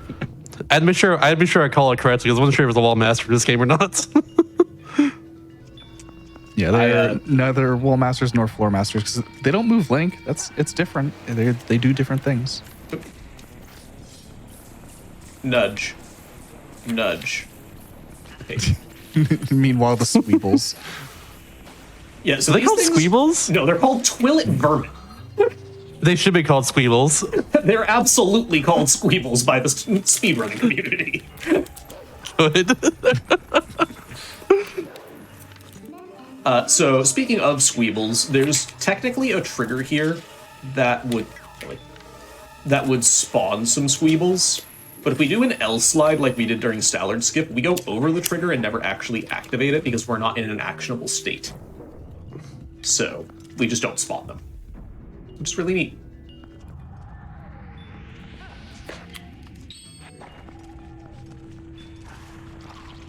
And then this is our first of two souls.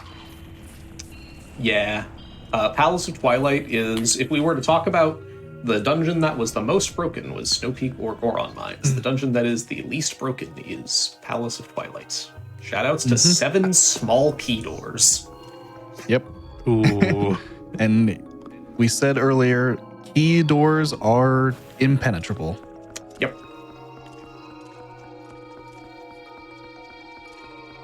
So we do in fact need the light sword here to get past the barrier up the ramp, and then we need all 7 small keys throughout the dungeon to open all of the locked doors.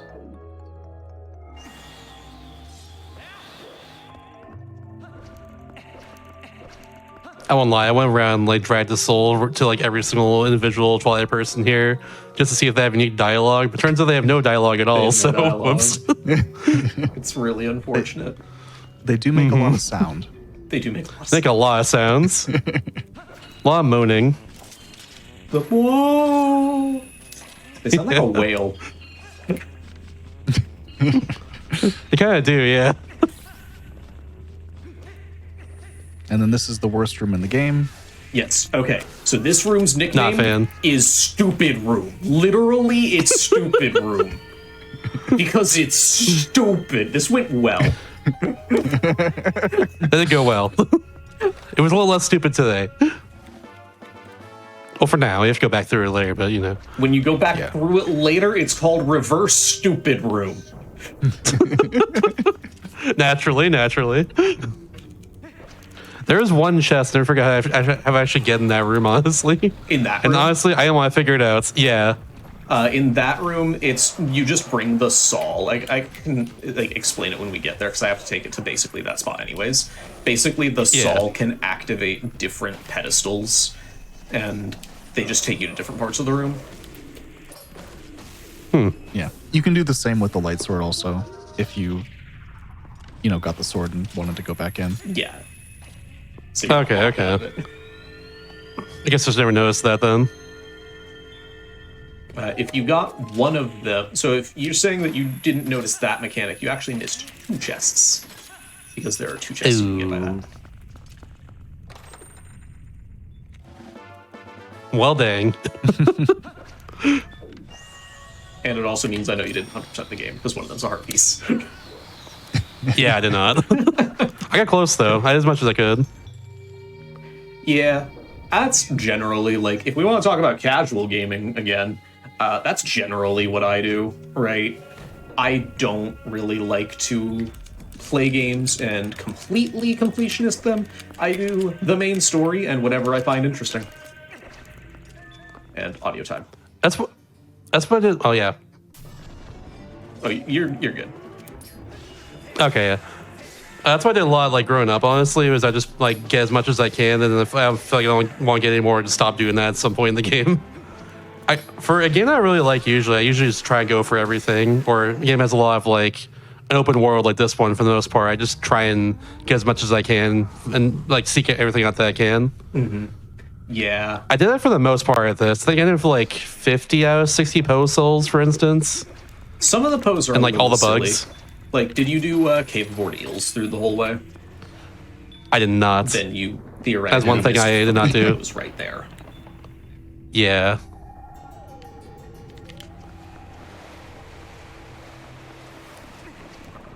Also, you missed the fact that cave-board eels is just kind of silly. Okay, did you clip in? What?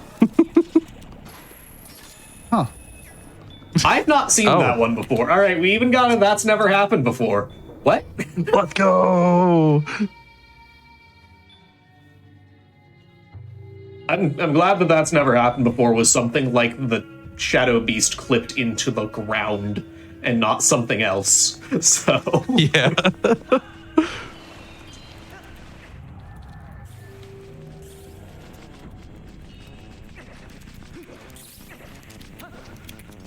Is that a little cutscene skip right there? Yes. Heck yeah. You actually made me think about that for a second. I'm like, I don't think so. Yeah, I guess it is. I saw a cutscene start to play, and then suddenly the other cutscene overlapped it, so there we go. Yeah, the second one that is skippable. Yep. All right, so here's reverse stupid room. By the way, those are the pedestals down there. Oh. Like, you jump down with the Saul or with the light sword, and then the area below. Gotcha. Yeah, I completely missed that for some reason. It's pretty easy to miss. It's like in fog and kind of in a weird spot. You would only really find it if you were literally looking for it. Or knew it was there, I guess.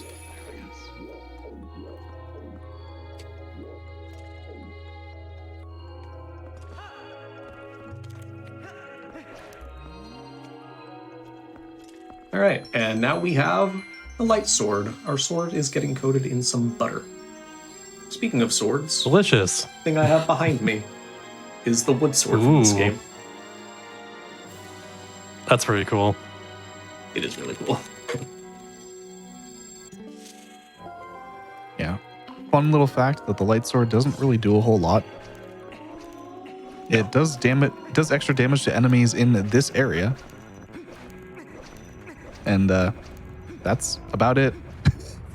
It does also just do extra or one-shot shadow beasts. So the HD all dungeons route actually does Temple of Time after Palace of Twilight, because that's a possibility. And that one that we called the really laggy shadow beast fight, they can just walk around with like the little walking slash, which I'm going to do here to put the fog to the side. They can just do that and kill shadow beasts like that. It's great. I did that too. I love the little lazy slash he does sometimes. Yeah.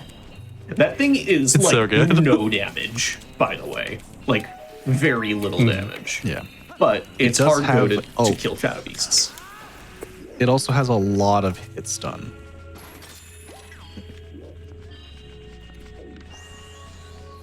Which is very convenient.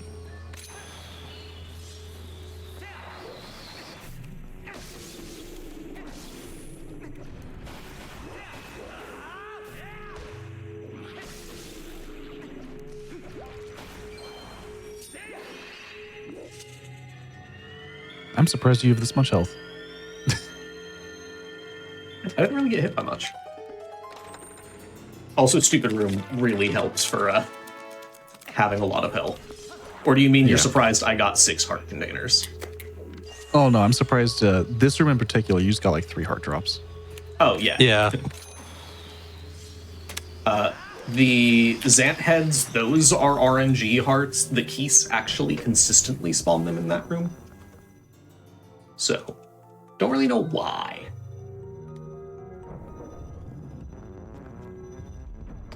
There's a lot of little things like that as well in Phantom Hourglass and running that game. Just certain enemies just like are hard coded to spawn the hearts no matter what every single time.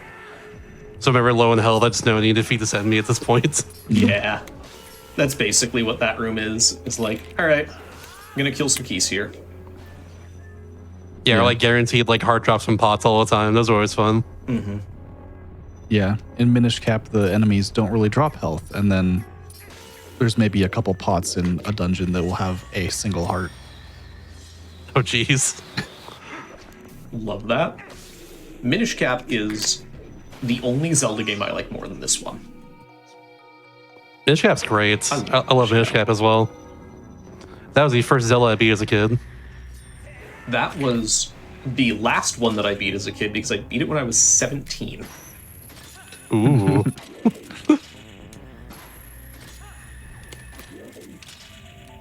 And Breath of the Wild came out in 2017. I was 19 at that point. So, that would have been the next one that I beat.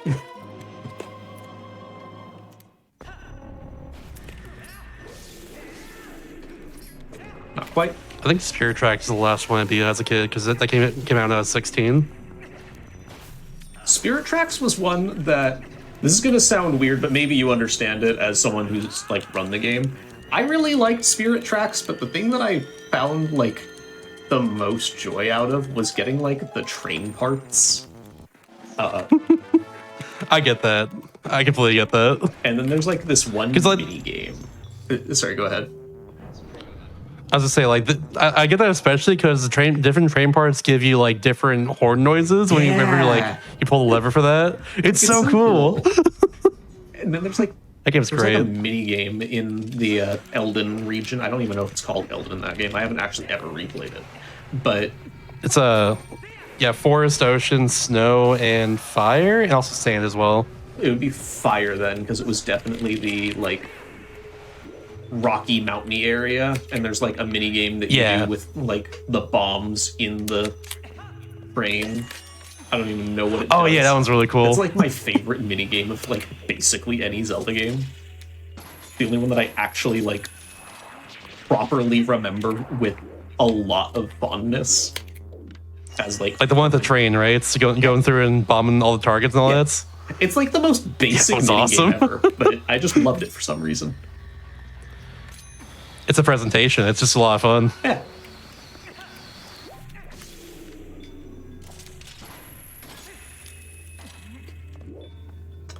So this was a cycle room. This room is literally called Platform Cycle Room. I hit the platform cycle. Let's go. Yeah, this is the last room in Palace of Twilight, other than Shadow Beast Gauntlet. Yeah, Before the Zant. Shadow Beast Gauntlet, when you can one-shot Shadow Beasts, it's kind of just meant to send the player on a power trip towards the end of the game. Yep. But that is the final small key, the 7th one. I thought I did that early for a second. That was really close.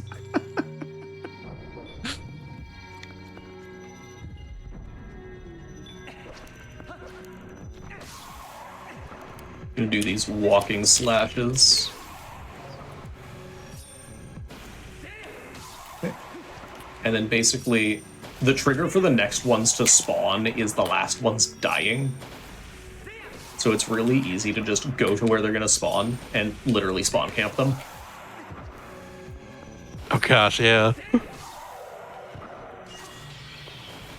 Goodbye, Shadow Beast. And then the Zant fight, multiple phases, all of them effectively like refighting previous bosses with a small twist. Yeah, Zant is going to be interesting. All right. There is a lot of just fun stuff that you see in the Zant fight. This is just a cool fight. But first, you ready for the best part of the German version? I'm so ready. All right. So we are here, not fighting Zant, because that's not his name in German. I'll wait for it to pop up on screen.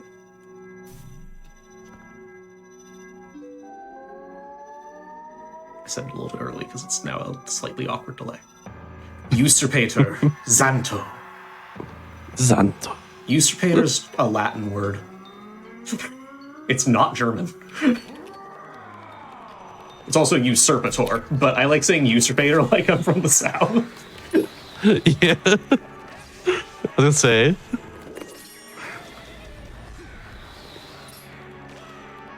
Yeah, one small thing that'll be throughout every phase of this Zant fight, effectively any slash that's not the combo ender is effectively doing no damage. It does a little bit, but not any meaningful amount. So in most situations, the combo ender is the only thing that we really care about. Nice. Nice. That's a two-frame window to get the one cycle. Yep. And remember Morpheal? Oh, we love Morpheal. So air is pretty tight here. Theoretically, you could do a refill before this first combo, but it's not necessary. No, not at all. There's plenty to work with.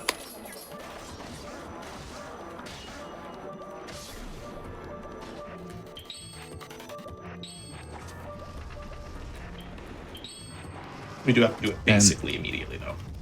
Yeah. And the second spawn for Zant here, he will always spawn on the opposite side of this hole from where Link is standing. Mm-hmm. And the time it decides it is out now. So if you just sync that with when you do the bomb pull, you have plenty of time. You can just do your little iron boots pumping and grab him, and then we can end the phase. And It's not really the hardest part of the fight to execute, but it is the tightest thing that you have to reasonably do. The only place you could honestly really die.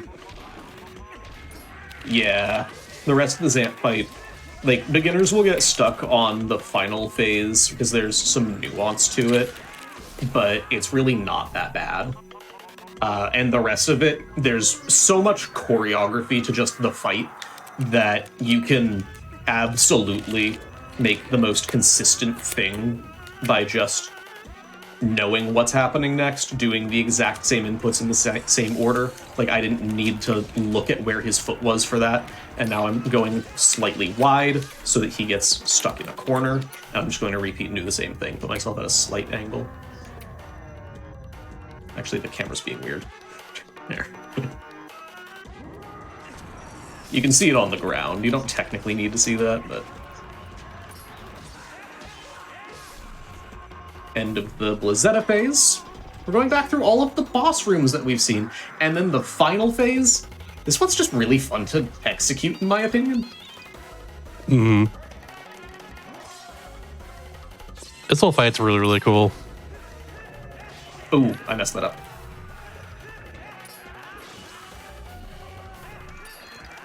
Nope. All right. Yeah, it's a little strange when you're off cycle. Yeah. But not that bad to recover.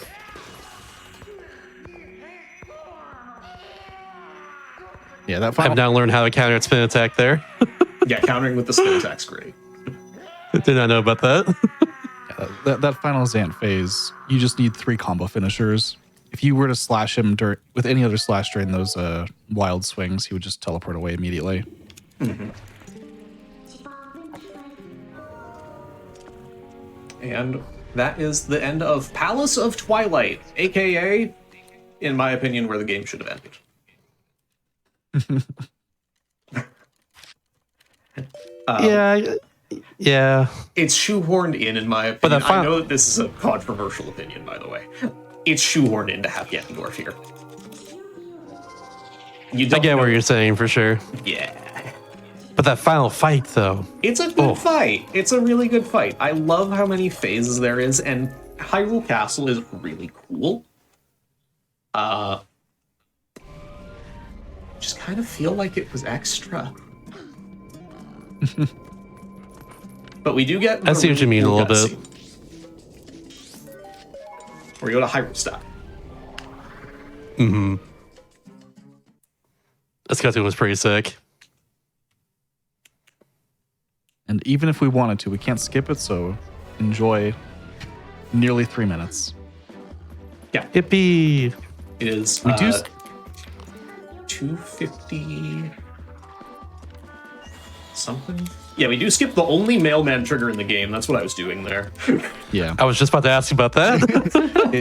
Sorry, why I haven't seen him yet. If you walk forward, the mailman will come and deliver mail, but there's no other point in this run where we cross paths with where a mailman could spawn.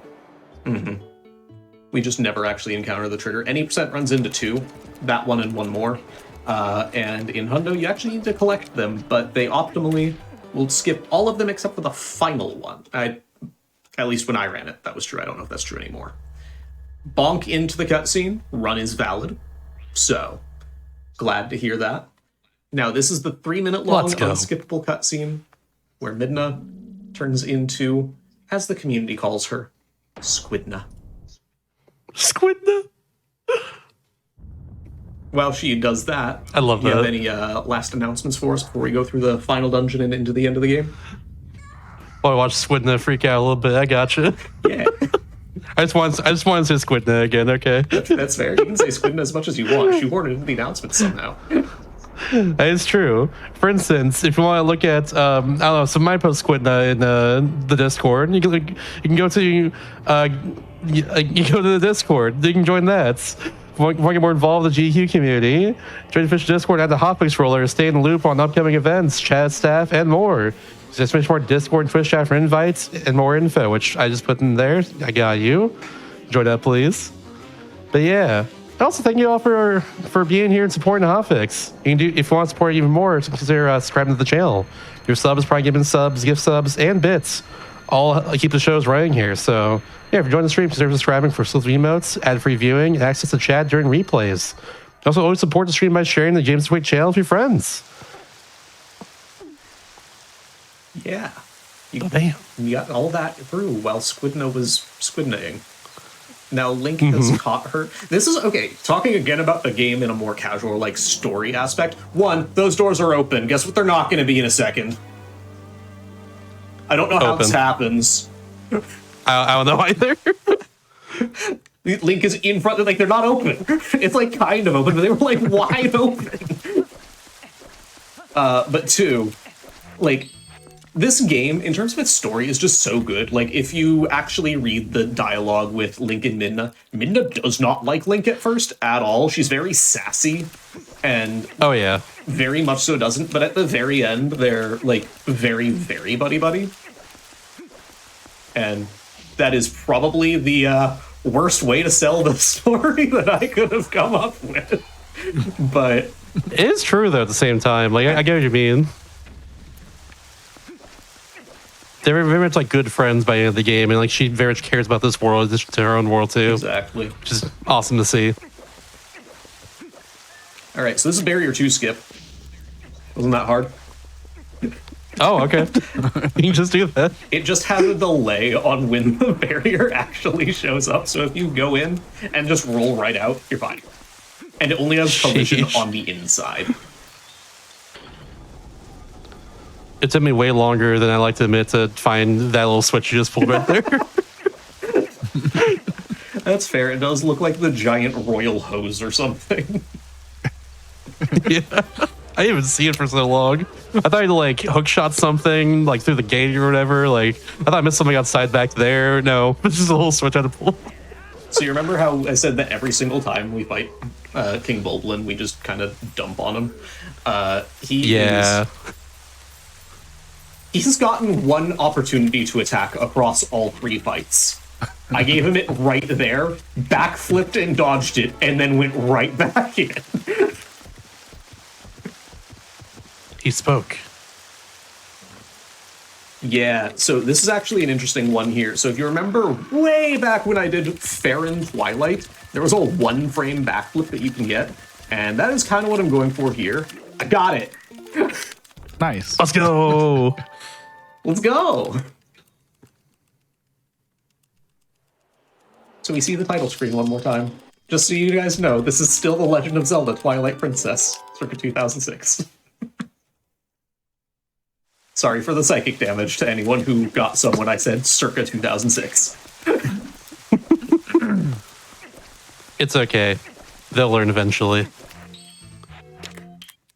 It's what happens whenever I say a DS is like 21 years old because I play a lot of DS games on my stream. Or it's turning 21 this year at least, but yeah. Yeah. People are like, oh, it's so, I feel so old now. I get it. But also, I turned 30 this year, so whatever.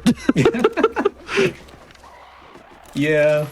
Time marches on unendingly. Just enjoy your time by watching a Twilight Princess speedrun. To the person Exactly. who Enjoy is things. hate watching and now 3.5 hours in. I hope you enjoy. Thanks for the view.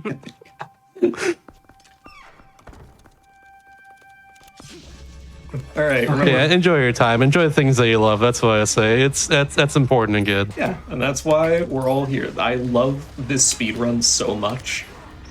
Like, I will gladly do this run at any point, I swear. If you give me 4 hours, I will just do it. Hell yeah. Thanks for doing it for sure. Yeah, thank you for having me. It's been a blast. Oh, it's been such a blast. I love just the vibe of coming on and just talking with whoever's on the mic and just coming up with really.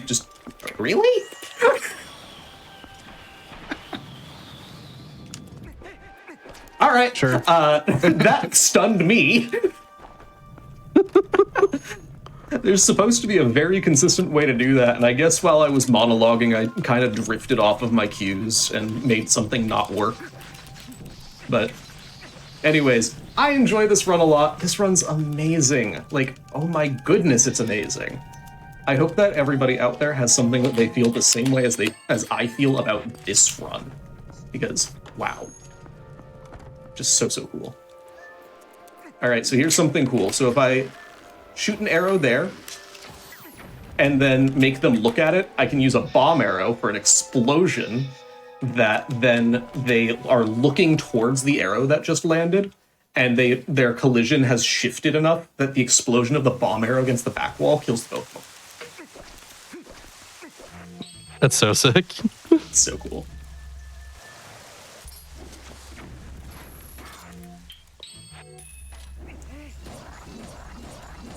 And if I get the thing here, nah, not quite. I kept hitting the shield, but you can technically get all of the hits with the ball and chain there. 4 out of 5 are consistent. The 5th one is RNG based on the Aralthos actual attack that it chooses to do, which the attack that it chooses to do is RNG. And if you just get bad RNG like I did there, you just wait for a chance to stab it. Not that big of a deal, but still a really cool strat nonetheless, pulling it down and just immediately smacking it with the ball and chain. Alright, here is the Giga Friends cutscene, the D&D party cutscene, whatever it's called. You remember all of the people that helped us along the way? Like how we manipulated Shad's state, which I imagine that's not the most comfortable thing to feel. And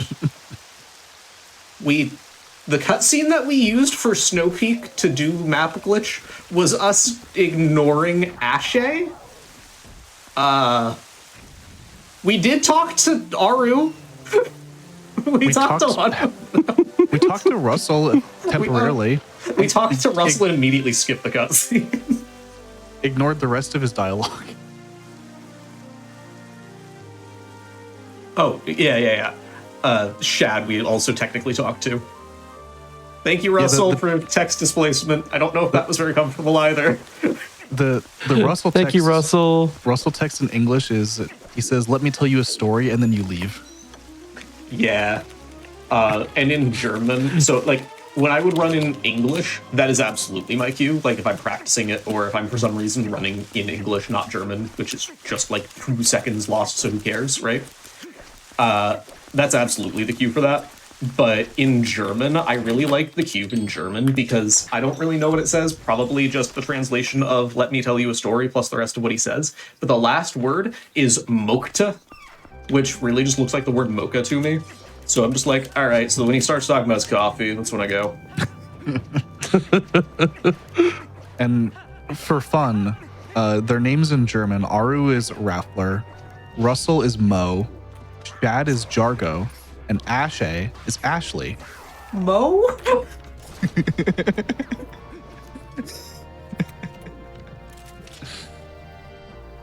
Phantom had shared some of that with me before. Like, Ashe in English is just Ashley, which is just an actual name in German. Kind of makes you wonder if the English one's the one that's wrong there. But Mo? Yep, and Mo. Oh, a little bit early. I didn't trust it.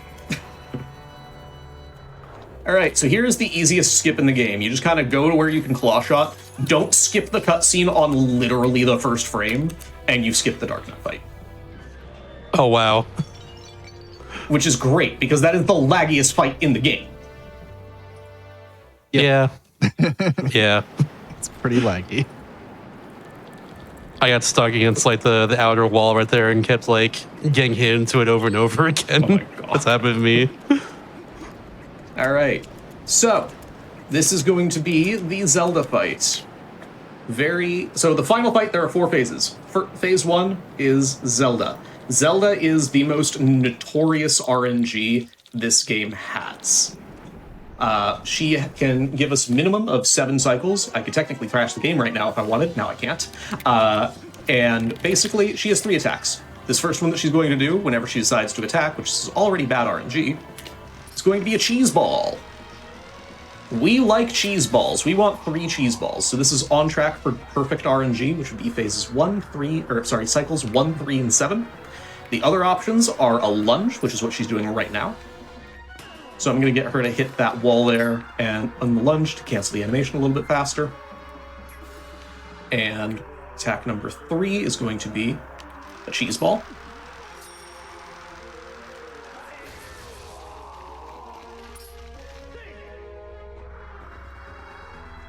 The actual attack speed is also RNG, so it can be a point of a lot of variance just how quickly she actually charges an attack.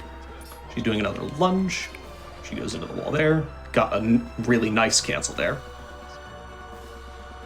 So that is 4. Another lunge. 5. She will do one more lunge, then that would be great. And if after that she did a ball, I would love that. Another lunge.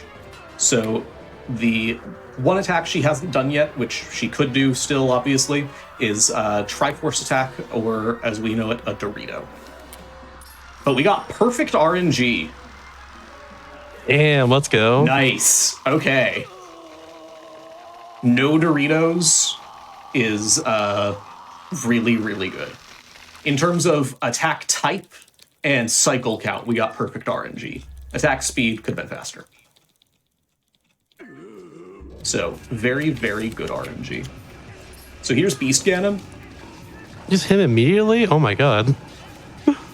Yeah, so you remember how we said in Deku Toad we're doing this, like, precise thing for a stun lock? That's, like, not the most precise, but not the least precise either. We're doing that again. Just twice.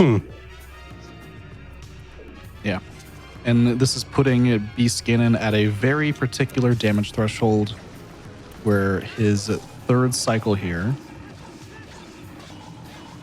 2, 3, 4, he will instantly come out of the portal and he will not teleport around the room. He'll just spawn one portal and instantly come out of it. And his health is actually low enough that a single Wolf B attack will finish the fight. Yep, and here's the goat wrangling that Shasta loved doing in Orden. The one time that we actually used that is to end Beast Ganon. I love it. I love just the idea of that it throws back to, here's a thing that is technically an optional tutorial that is just at the beginning. Yeah, apply that logic now. Final fight. 1, cool. 2, really goofy mechanics to choose. That's a really goofy mechanic to choose. It really is. And I'm so here for it, though. All right, the worst phase. Horseback, a lot of people think that this is Zelda needing to aim her shots.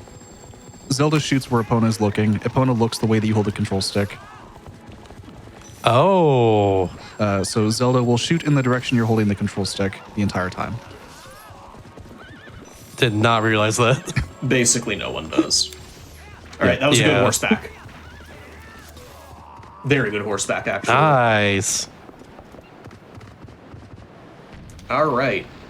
And we are getting into the very end, so I'm just going to do some thank yous during this last minute here. We are going to do a fun little glitch that's also German exclusive, but getting into the very end here, thank you guys for having me. Thank you, Shasta, for having me on your show. This is just amazing. Absolutely. I love this run so much. Oh my god, I could still just keep talking about the run. I could rant for a hundo run. I did commentary for a hundo run for this years ago. Back when GDQ would have like 7-hour runs for that. I just love this game so much, so thank you, thank you. We're now going to lock this text box on screen. We can action with Ich habe nur einen Wunsch, which means I have but one wish, but the community calls it, that's annoying. The community calls it Funchcam or Funchies. All right, so not quite a perfect fight, but time. GG. And that is GG. Yeah. 5 seconds under. So awesome. Look at this. We take those. We love that. Amazing. Yeah, I guess. So why can't you do that fight that way then? Is it literally just because of the text box being there? No, the text box does nothing. That's actually just like a flavor glitch. Yeah. Because Ganondorf Okay. has the properties of a dark nut. So you can do the same thing you do to a dark nut to him, but the way that he works is you're putting this threshold, you're hitting like different damage thresholds that's making him reel back. And that is both time-based and damage-based. So because the jump into quick spin, does a certain amount of damage, it's hitting that meeting of those two thresholds to quickly do each cycle, completely skipping any of the chance time or anything. Okay. And yeah, thank you again for having me. I know I just said it, but it really does mean a lot. This run is amazing. And It was really cool. it's so cool. Any final shout-outs here? Final shout-outs. Shout-outs to the Twilight Princess community. Again, if you guys are interested in that, discord.gg/TP. A bunch of us will help you. I'm there. You won't recognize me, but I'm there. And there's so many people that are willing to help you out. I do a lot of Zelda runs. I actually don't do Twilight Princess all that much right now, although it is my most run. Currently, I do quite a bit of Echoes of Wisdom, Breath of the Wild, all that sort of thing for a fun challenge run to do all of the 3D Zeldas. So if you guys are interested in that you can find that where I am, twitch.tv/theglubbers. And Phantom, you want to shout anything out at all? I mean, if you want to watch me play this game, also, this is my main speedrun at the moment. I also speedrun a lot of Paper Mario, do a lot of randomizers, and Glubbers is the main reason that I ever learned this category at all. So it was fun to be able to do this. I'm prone to sitting in people's chat and going like new people and being like, hey, do you need help? I just love doing that because I love this game. But Hell yeah. No, it's awesome to do that, honestly. yeah, it's so cool. I love doing it. Every community needs someone that does that, honestly. That's the way I see it. Hell yeah. Yeah, but that'll be it from me. So I'll pass it back to you. Thank you so much again. Absolutely. And stick around, everybody, for after this will be Parallel Universe. We got Sonic Unleashed. Sonic Unleashed. I'm looking for a name. Recompiled. There we go. That's the last one. Recompiled. And then after that, we have Super Mario 64, but with Sonic. So yeah, check that out. It's for sure. But for now, I'll see y'all in about 2 weeks for another